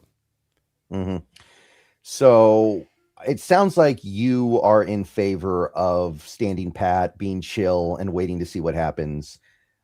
I'm fine with that, but I'm equally as fine with going the other way. I don't feel super committed one way or the other. If we get to September and we don't have Max Crosby, I'm not going to throw a fit. But I'm also going to be pretty happy if we do have him, because I do think that would be kind of the missing piece to make this team truly complete. Okay, draw this out. Let's draw this out then. To your point, I want to kind of run down the road of your logic on this, of what you're willing to kind of do. So to get the deal done right now, we come to learn that let's talk about inevitabilities and realities. John operates from a standpoint of knowing right now suddenly that he can trade for Max Crosby. To do so, he's got to trade for Max Crosby, and now he's got an Eagles team that's like, dude, we got to do this. Like, we're out, and we've got void years into 2028, and that's not going to work. So we're going to throw everything we got to throw at this. We got this extra first-round pick. Blah blah blah blah blah blah. Short story long. 2 first-round picks and a second-round pick is now what it takes. Also, with the caveat of understanding, you might be able to make a trade at the deadline. You're not going to be able to make a trade for a Max Crosby-like player. The drop to the next guy you're going to be able to add on, useful edge, useful player at a different position, not quite that impactful. Does that draw you then as far as choosing a lane on this one to make that move at that point, if that's what it's going to take? I don't think I'm giving up that much, because this upcoming draft is a little too good. If the Eagles want to get involved and they want to push it like that, then I'm just going to let them push. Can you see how the Eagles possibly, or a team like Cowboys, team like some team in the NFC that could suddenly get to that desperate point if he became available in that way, could do that? Yeah, I could see it. I will say the Eagles already got Grenard, though. I don't know if they would really want to go get another one, because they do have other guys, right? They got Nolan Smith. They got to pay Jalen Carter. They've got Nolan hasn't developed for him, and he had a down year along with injuries. And then they lost 2 guys this offseason in Jalen Phillips. I mean, all Grenard does is just fill in for the Jalen Phillips loss. They had to bring Brandon Graham off the bench last year because the edge group wasn't working well. Remember, they lost Josh Sweat to free agency 2 years ago. So there is a little bit of a need there. Yeah. Speaking of Josh Sweat, there's another guy who might be available. Actually, I forgot about that for a second. Would the Cardinals do it, man? I mean, I'd be open to doing it, but I'd wonder if the Cardinals would be willing to do it as far as it within their own division. They might be so bad they don't even care. That's the thing, right? You actually have to feel like you're losing something, and I wonder about that too. Don't get me wrong, but I wonder if they'd be willing to do it because they're like, dude, we're not going to be good for 3 years. Who cares? I think they would be smart to do so. It's the same point we made about Browns and where they need to be as a Cardinal organization. And I'll tell you what, the Cardinals, and talking to Mike and over there and some of those, they think they're closer than they are. They'd love to tell you that they're more in the ascending place than rebuilding. You just added a new coach, but you're somehow talking yourself into being an ascending team. How does that work? I don't get it. But to your point, you're in that state. You're in rebuild mode. It's all about identification. Rebuild equals draft picks. Rebuild equals draft picks. And with a guy like Josh Sweat, you didn't have to give up draft picks to get him. It was a freebie. You gave him a contract. You go get a second, third round pick back for him now. It's all bonus in your pocket. Do it. And I don't think they will. It's just not the Cardinal way. That's the thing, like these dumb organizations just can't help themselves but to make the stupid decision. But I think it would be the right one for them. It just further leans them into a tank that they've already started as a process. And now they can ensure that they're going to be that number 1 overall pick to be able to get that best quarterback in the draft, which is going to be probably one of the stronger quarterback drafts that we've seen in the last couple of years. Just kind of seems like a no-brainer thing to do. Yeah. It's a dang 7th seed. It's the 7th seed, man. It's got all these teams thinking we could be the 7th seed, man. All we got to do is win like 8 games and we got a chance. I know. And it's why I developed that theory, is because I just realized that so many of these teams, Brendan, this is where they start with their mistake-making process. They get down the line and they misidentify this player and they spend money on this guy when they shouldn't, and they make that trade when they don't. But then when you pull the thread all the way back to the source, you come to find it's because they started out thinking they're this and they're actually that. And it's one that just it's an epidemic of an issue in football that you can go team by team and see this is a real problematic area that really causes problems because it has long-term. It's not just a year-by-year thing. It's a thing that you make the mistake this year that then hurts you into future years. That contractual commitment kills us into future years. Those draft picks, it's like the Deshaun Watson deal with Cleveland. Draft picks and a fully guaranteed contract. And now I'm going to start year 2, 3 of the contract to put void years to try to still win now because we got to validate the deal. Wrong. Yeah. Incorrect. Yeah. And the NFL is probably going to add an 8th seed at some point too. So it's not going to get better. Yeah. Oh yeah. It's coming. Yeah. It's coming. Yeah. So I'd be willing to give up a lot for Crosby. I don't think I'd give up 2 firsts and a second. I can't go there. So if that is what it takes, then so be it. There are other things this team can do though. And some of them may not materialize until you get to the deadline, because right now every team is thinking about the Super Bowl. And by the time you get to the trade deadline, there are going to be quite a few teams that are not. One Market thing, opportunity. right. And one thing to note is that there was a lot of buzz. I think it was 2 days ago. The Seahawks were very, very close to a trade for Thibodeau, apparently, but the Giants wanted a 3rd round pick. The Seahawks wouldn't budge off a 4th round pick, so it didn't get done. I wonder if that gets done at some point over the next several months, where the Giants eventually say, fine, give me a 4th. And then we end up doing that.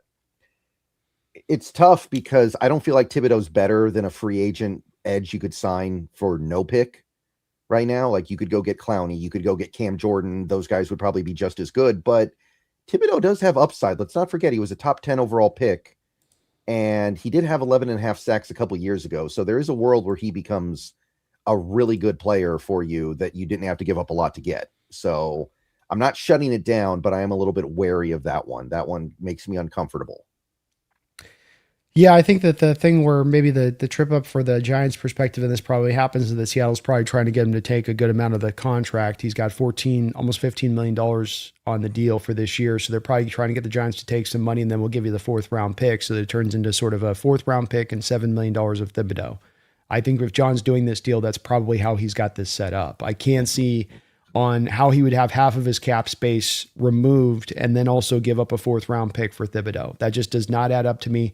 He's on the last year of his deal. You talk about potential, that's great, but it's like he's a free agent after this year. I don't think you're going to have an intention of paying him he goes out and has an 8 or 9 sack year. You really want to pay this guy $25-30 million and trust that for then that? That just to me doesn't make a lot of sense. And to your point on this, I can go sign Jadeveon Clowney for $4 or $5 million and give up no draft compensation to do so. I don't see how that's not the better move to do at this point. And right. I hope they do it instead. I just think I haven't understood. There has been this fascination, it seems like, from the team to Thibodeau now for a little bit of time. I haven't understood it because he's not been that productive of a player, and he's not a guy that seems to fit mentally with the type of guys they want to bring in. I don't get, he seems the opposite of all about ball dude. And why bring that guy in then? You can have one of them. You just can't have two, because then they start hanging out and then they cause trouble. You can have one though. Then they create their collective brand and their marketing, their own YouTube channels and podcasts. Yeah, maybe they want to buy his crypto coin that he made a couple years ago. Remember, he was talking about that at the combine. That's right. Maybe they all want to buy in. And a rug puller above all else, Brendan. A rug puller above all else. Mm-hmm. Could you imagine if a player in the locker room of a team like Rug pulled his teammates on a coin? That'd probably get a guy's job broke. If Gino gets punched for a lost poker bet, that one definitely gets a couple. Yeah, a couple. They get they'd be like a Few Good Men, where they give him the red code red. Code red, yeah. They put all the soaps and hit him with the soap. Right. A couple guys holding him down the locker room. It's great. It's great for Hard Knocks, though. Oh, that'd be a great scene in Hard Knocks. Yeah. Yeah. When the player's trying to knock the camera away, look away, get him away. This is team stuff. Team stuff. Yeah. I mean, look, there may not be a lot of interesting stuff at Hard Knocks for the Seahawks this year because McDonald keeps things on such an even keel. Got to find a way to drum something up. Makes sense. Yeah. You got to get the drama somehow or another. Yeah. Maybe we got to sign like Richie Incognito just for the offseason, just for Hard Knocks or something. He'd be fun. Mm-hmm. He'd keep it lively. Yeah. And one other note, after the Derick Hall deal, it is believed the Seahawks have about $25.5 million in cap space. The Witherspoon extension is probably going to take up like $9 to $10 million of that. And then you've got to think about stuff like practice squad and trade buffer. However, if you extend Leonard Williams, you're probably freeing up a little bit of cap space. So something to keep in mind. $500,000 of dead money. So well, the cap space is important, and it's nice to have like you said, the $25.5 million you're sitting on is nice, and that you've got the money to do whatever you need to do with that. But because you have the $500,000 of dead money, beyond just Leonard Williams, you can go to a variety of different contracts on the books and leverage them out on base to bonus and create even more space instantaneously without even having to suffer any real future pain to any major degree. So you also have a lot of ways to still be able to do whatever you want to do. Yeah, I'd be interested to know where players like Cooper Kupp and DeMarcus Lawrence are in thinking about retiring maybe next year. And if you feel like they're willing to come back for 2027, that might liberate you to push money out because you know they're going to be there. Whereas pushing money out means more dead money next year if they do retire. 100% agree. That's where, and obviously there's always the point you can put under this where it's a couple. I mean, just even simply just taking, take Ernest Jones's $8 million and take $6 million of it and take it and avoid your money into 2028. That's not going to destroy you doing that. You've got the book set up pretty well. I mean, you can even do stuff like that to me where it's like easy peasy, and then you're good to go. So they have the least amount of dead money in the entire National Football League by a mighty sum. I mean, there's teams with $111 million, $80 million, $70, and you're $500,000 of dead money. So it can't be cleaner the books right now for them to be able to maximize it however they want to do so. It's just all about intentionality and how much they want to get aggressive in doing so. Mm-hmm. Right. Let's see here. We got a few more super chats. Dogzilla, thank you for the $2. If money is no consideration, who is a great get? I mean, the whole if money's no consideration thing, that's kind of tricky. I would say Brian Burns, like that would be my guy, but he's got that contract that makes things really difficult. Like to me, that's the dude that could low key be an all pro for you. Yeah, I think Brian Burns is probably as good a one as any name that I could mention on this. I think that's good. Obviously, the Crosby one is one too. That there's a bit of the factor there. If we're just say draft compensating it isn't any deal. Hard part of this does come down to, again, Dogzilla, who's available and which teams have a guy that you like for a position that you could utilize. There's teams out there like a team like the Dolphins that might be willing to, we're sell mode, we're tank mode. Don't got anybody that I really want on your team. And there's kind of a lot of that where you kind of go through and you say, there's not a lot else there. I mean, Browns don't have anybody else that I'd want off that team. Raiders, who would I look to? And maybe JPJ, Crosby. I don't think they're going to move JPJ at this point. Yeah, probably not. I don't know. I've had a hard time myself. I don't know about you, Brendan, but I've had a hard time shaking the trees here when I do my research on looking at these teams and contracts and where things are at. I usually feel like I've got more of an outline of an understanding of guys that whether they're available now, I can look at them becoming targetedly available into the near future because of where the team's at, where the contract's at. But this year it just kind of feels like teams are kind of set with their guys that they got. It's that TJ Watt, Brian Byrne thing where it's just, you go, boy, it's just that contract's in such a tough movable spot. Watt would be another one for me, Dogzilla, where maybe to bring him in, and still a guy I know you'd have some injury risk with there on his side of it, but another guy that could, be very impactful and you could get in at a really cheap rate because all of his money would go off the books and then he wouldn't cost a thing, Brendan. Yeah, well, he's 32, right? He's 32 years old or something. Yeah, that's right. I think on the age. It's probably like a third round pick because of the age and the injury risk. Yeah. Well, you're giving a second at least. The late second is probably what's going to cost because they got to eat the bonus money, Brendan. So they got 30, but that's the problem is that they don't have the ability to eat the bonus money. So right. I just don't know how they got $5 million in cap space. They got $30 million in bonus. Now they do save the base this year from him. Okay. So, but then that still takes it to 16 million for 5, right? So they've got 16 they got to eat, but then they only got $5 million in cap space. They need so then to, how does that? Yeah. I don't know what they do. Is there anything they can move around? Am I looking at this right? I said $32 million base. They got 30 million. Maybe I'm off on this. Now I'm thinking about this. There is talk about them trading Watt. There has been buzz. So there seem to be people who think it's possible. Now that I look at his contract, I might be wrong on this, Brendan. I didn't realize he's got a $32 million base. So, okay, new conversation on this one that I'm just realizing. I think I can talk you into giving a first round pickup for TJ Watt from just a second ago. You saying third rounder. First round. Wow. Let me give you a chance to sell it. Let me give you a chance to sell it. Okay. I get it. I can completely understand the reason. $32 million base, $30 million bonus. So Steelers have got to eat a gigantic sum of bonus money to pair him off. But you now get him in on just that base salary. He's been paid and you can stretch that money out now when you bring him in. So I bring him in, let's say I can get his cap down to like 15 million over the next couple of years because he's been paid and you're telling TJ, we're bringing you in for a chance to win at the end of your career. If I get him on the next 3 years at $15 million per year, would you be willing to do the first round pick at that point? It's the injury thing. He's got an injury history. It makes me a little bit. I don't know. I don't know if I can get beyond a second, man. It's a good draft too. Like maybe if it was a bad draft, that's one thing, but it's a good draft. I get it. I just like to think about what you could maybe do on this as far as if you can get TJ on the contract to a real feasible place on that and how that could impact it. You're going to have to pay a little bit more for that dead money they got to hit, but I was surprised. I didn't realize. I thought that I'd seen the base was lower than that for them, where it was like they were going to have to, but that's only at that point. That means that they actually save technically $2 million by moving on from him because the base salary is at $32 million.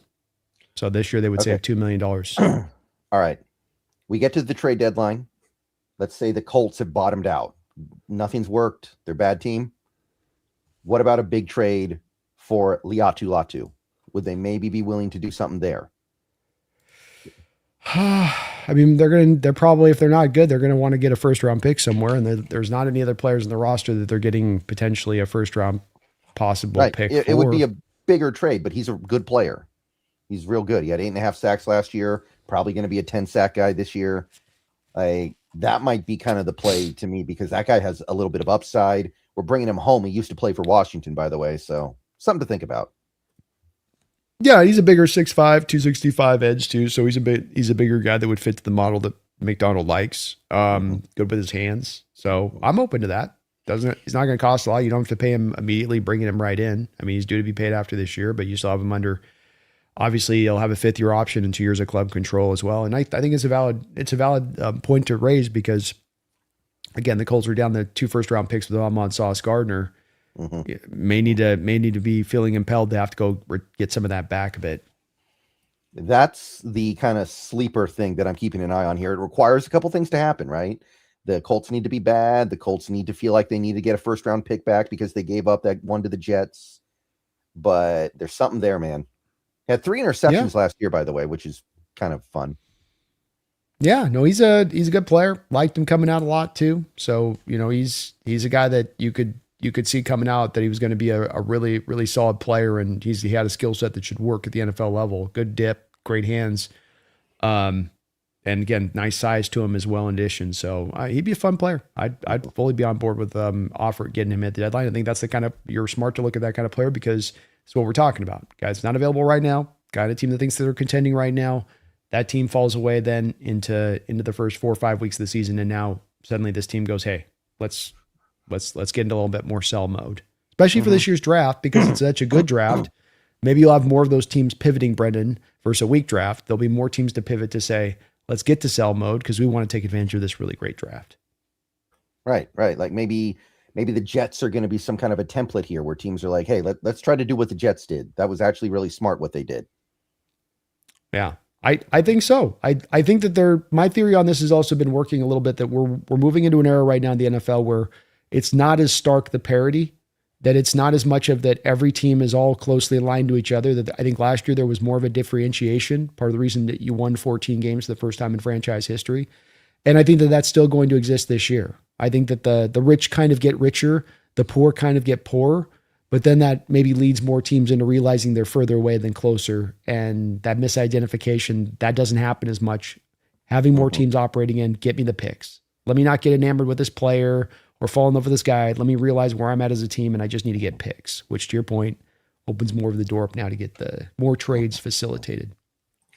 Coda Dad, thank you for the 14 Canadian. Loved listening to you two, and great giving, better than you got, Brandon, on the roundtable. We get passionate over there, and I love the debates with Jake. He has a way of it at times with some of his takes of triggering me. He will. I ain't gonna lie, and then I've got to push down with two hands. But I love the discussion over there. I think it's a great debate about valuation, and as I said earlier on this, I think, Coda Dad, this Byron Murphy situation is very much indicative of the Seattle Seahawks situation as a whole nationally. And that I think that pundits, I think that other teams' fans don't kind of understand why we were so good last year. They don't understand what makes us go. They kind of think of it as almost in a nature of randomness or flukiness or luck. I know Brendan's probably heard plenty of that in his comments from Ram fans that pop into his channel.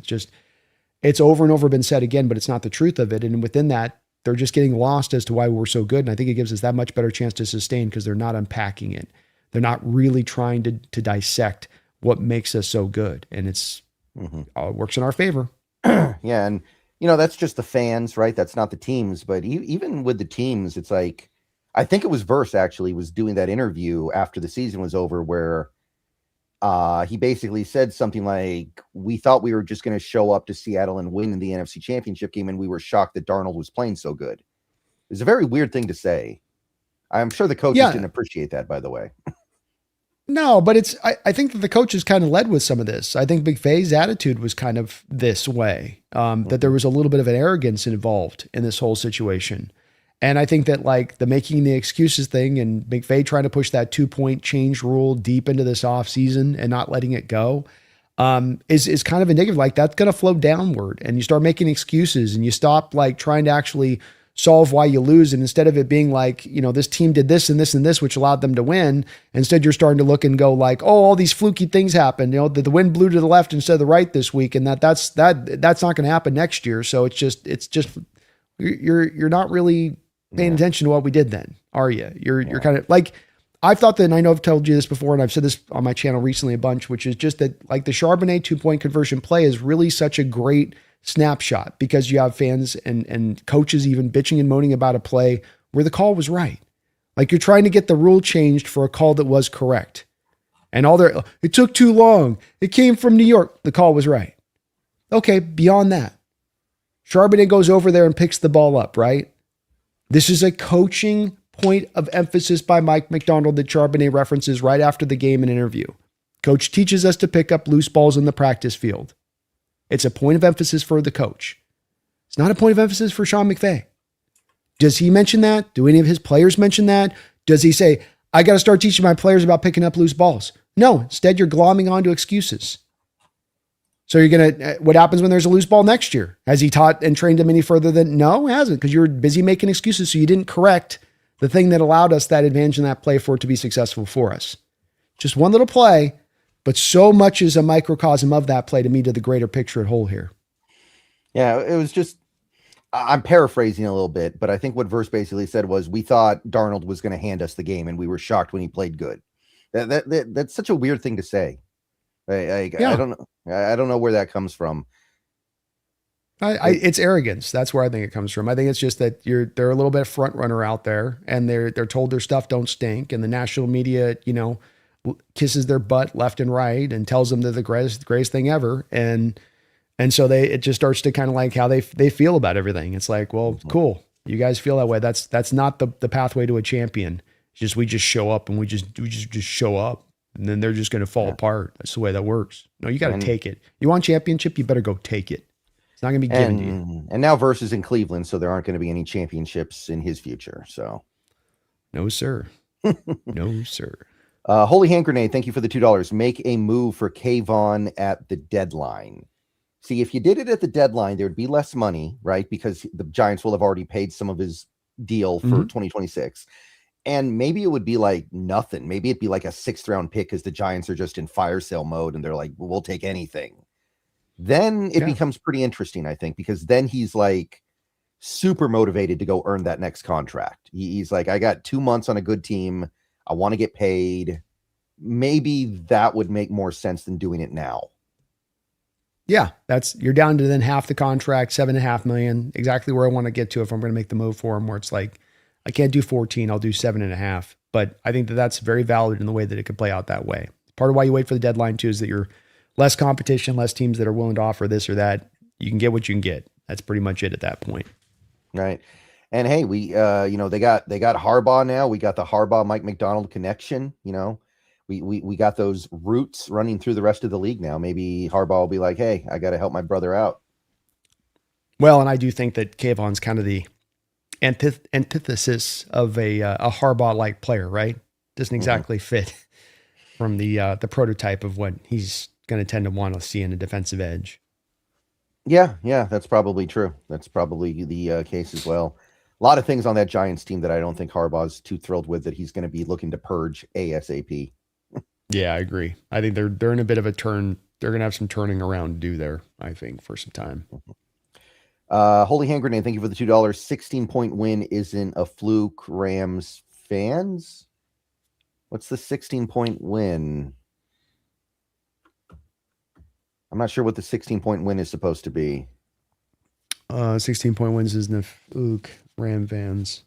I mean, we beat the Niners by, we beat the Rams by 1 point and 4 points last year. They beat us by 2. So I don't know what the 16-point win is supposed to be.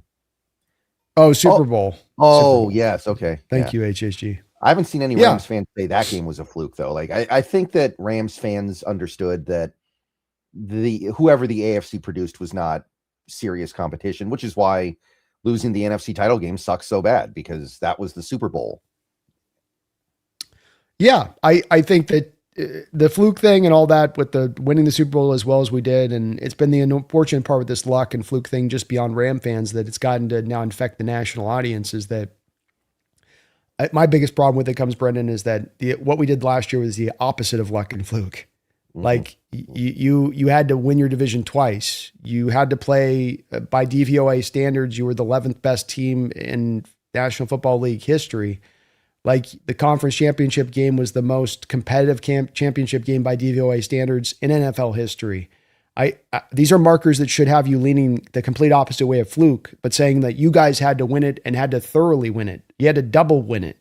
And instead they're going this other direction with it, which does make it a little bit infuriating, because you're kind of not getting credit for the tough path you had to walk to go get the job done. Yeah, and even if the Charbonnet play is a fluke, which on some level it kind of is, I don't mind admitting that. On some level it is kind of a fluke, but that play is one part of a very big picture here, and it's a pretty small part. There's so much more stuff that happened beyond just the one Charbonnet play. Even if you want to talk about that, which I still think is kind of silly, because, the NFL has fluke plays all the time. Like, the greatest play in NFL history has been for over 50 years now, the Immaculate Reception. That play's a huge fluke.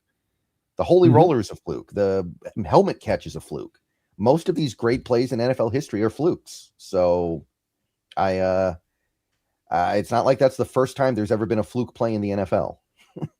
Yeah. And fluke and a single play doesn't determine a football game. The 119 other plays in the game determine the football game. Right. And there was a rematch anyway, right? And that was we led almost that whole game. The Rams took a lead for like 70 seconds in that game. We led for about 55 minutes.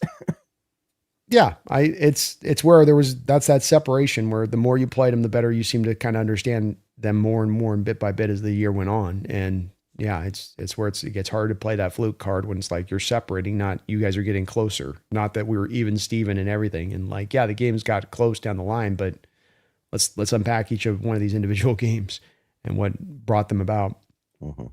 Kyle, thank you for the $1.99. Coach AD getting a head coaching job next year, more comp picks.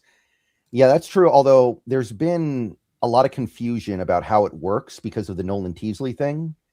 Where do the picks stack? Do the picks get pushed out? Do we lose one of the picks and only get one pick for Dirty, I think is actually how you pronounce it. I can never remember. But there's a lot of confusion. I feel like nobody really knows what we're actually going to get if Dirty gets hired next offseason. My understanding is that they can stack. I believe it's happened where it's been stacked, because the Niners, I believe, had 2 in one offseason that went at one point.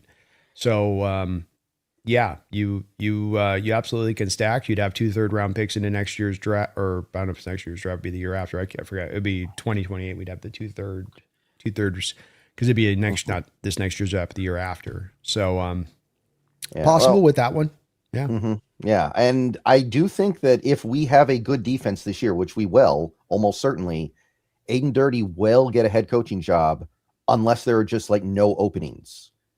Maybe there will be like 2 openings or something. Maybe he doesn't get in then, but otherwise, it's his turn. I mean, I think it should be. I don't think that it's not that he shouldn't get the look. The tough part for him that becomes you're not technically calling the plays. Mike is, and as we've Sure. seen with the offensive side of the ball, at times this can sometimes be a little bit of an impediment to getting guys the head coaching job.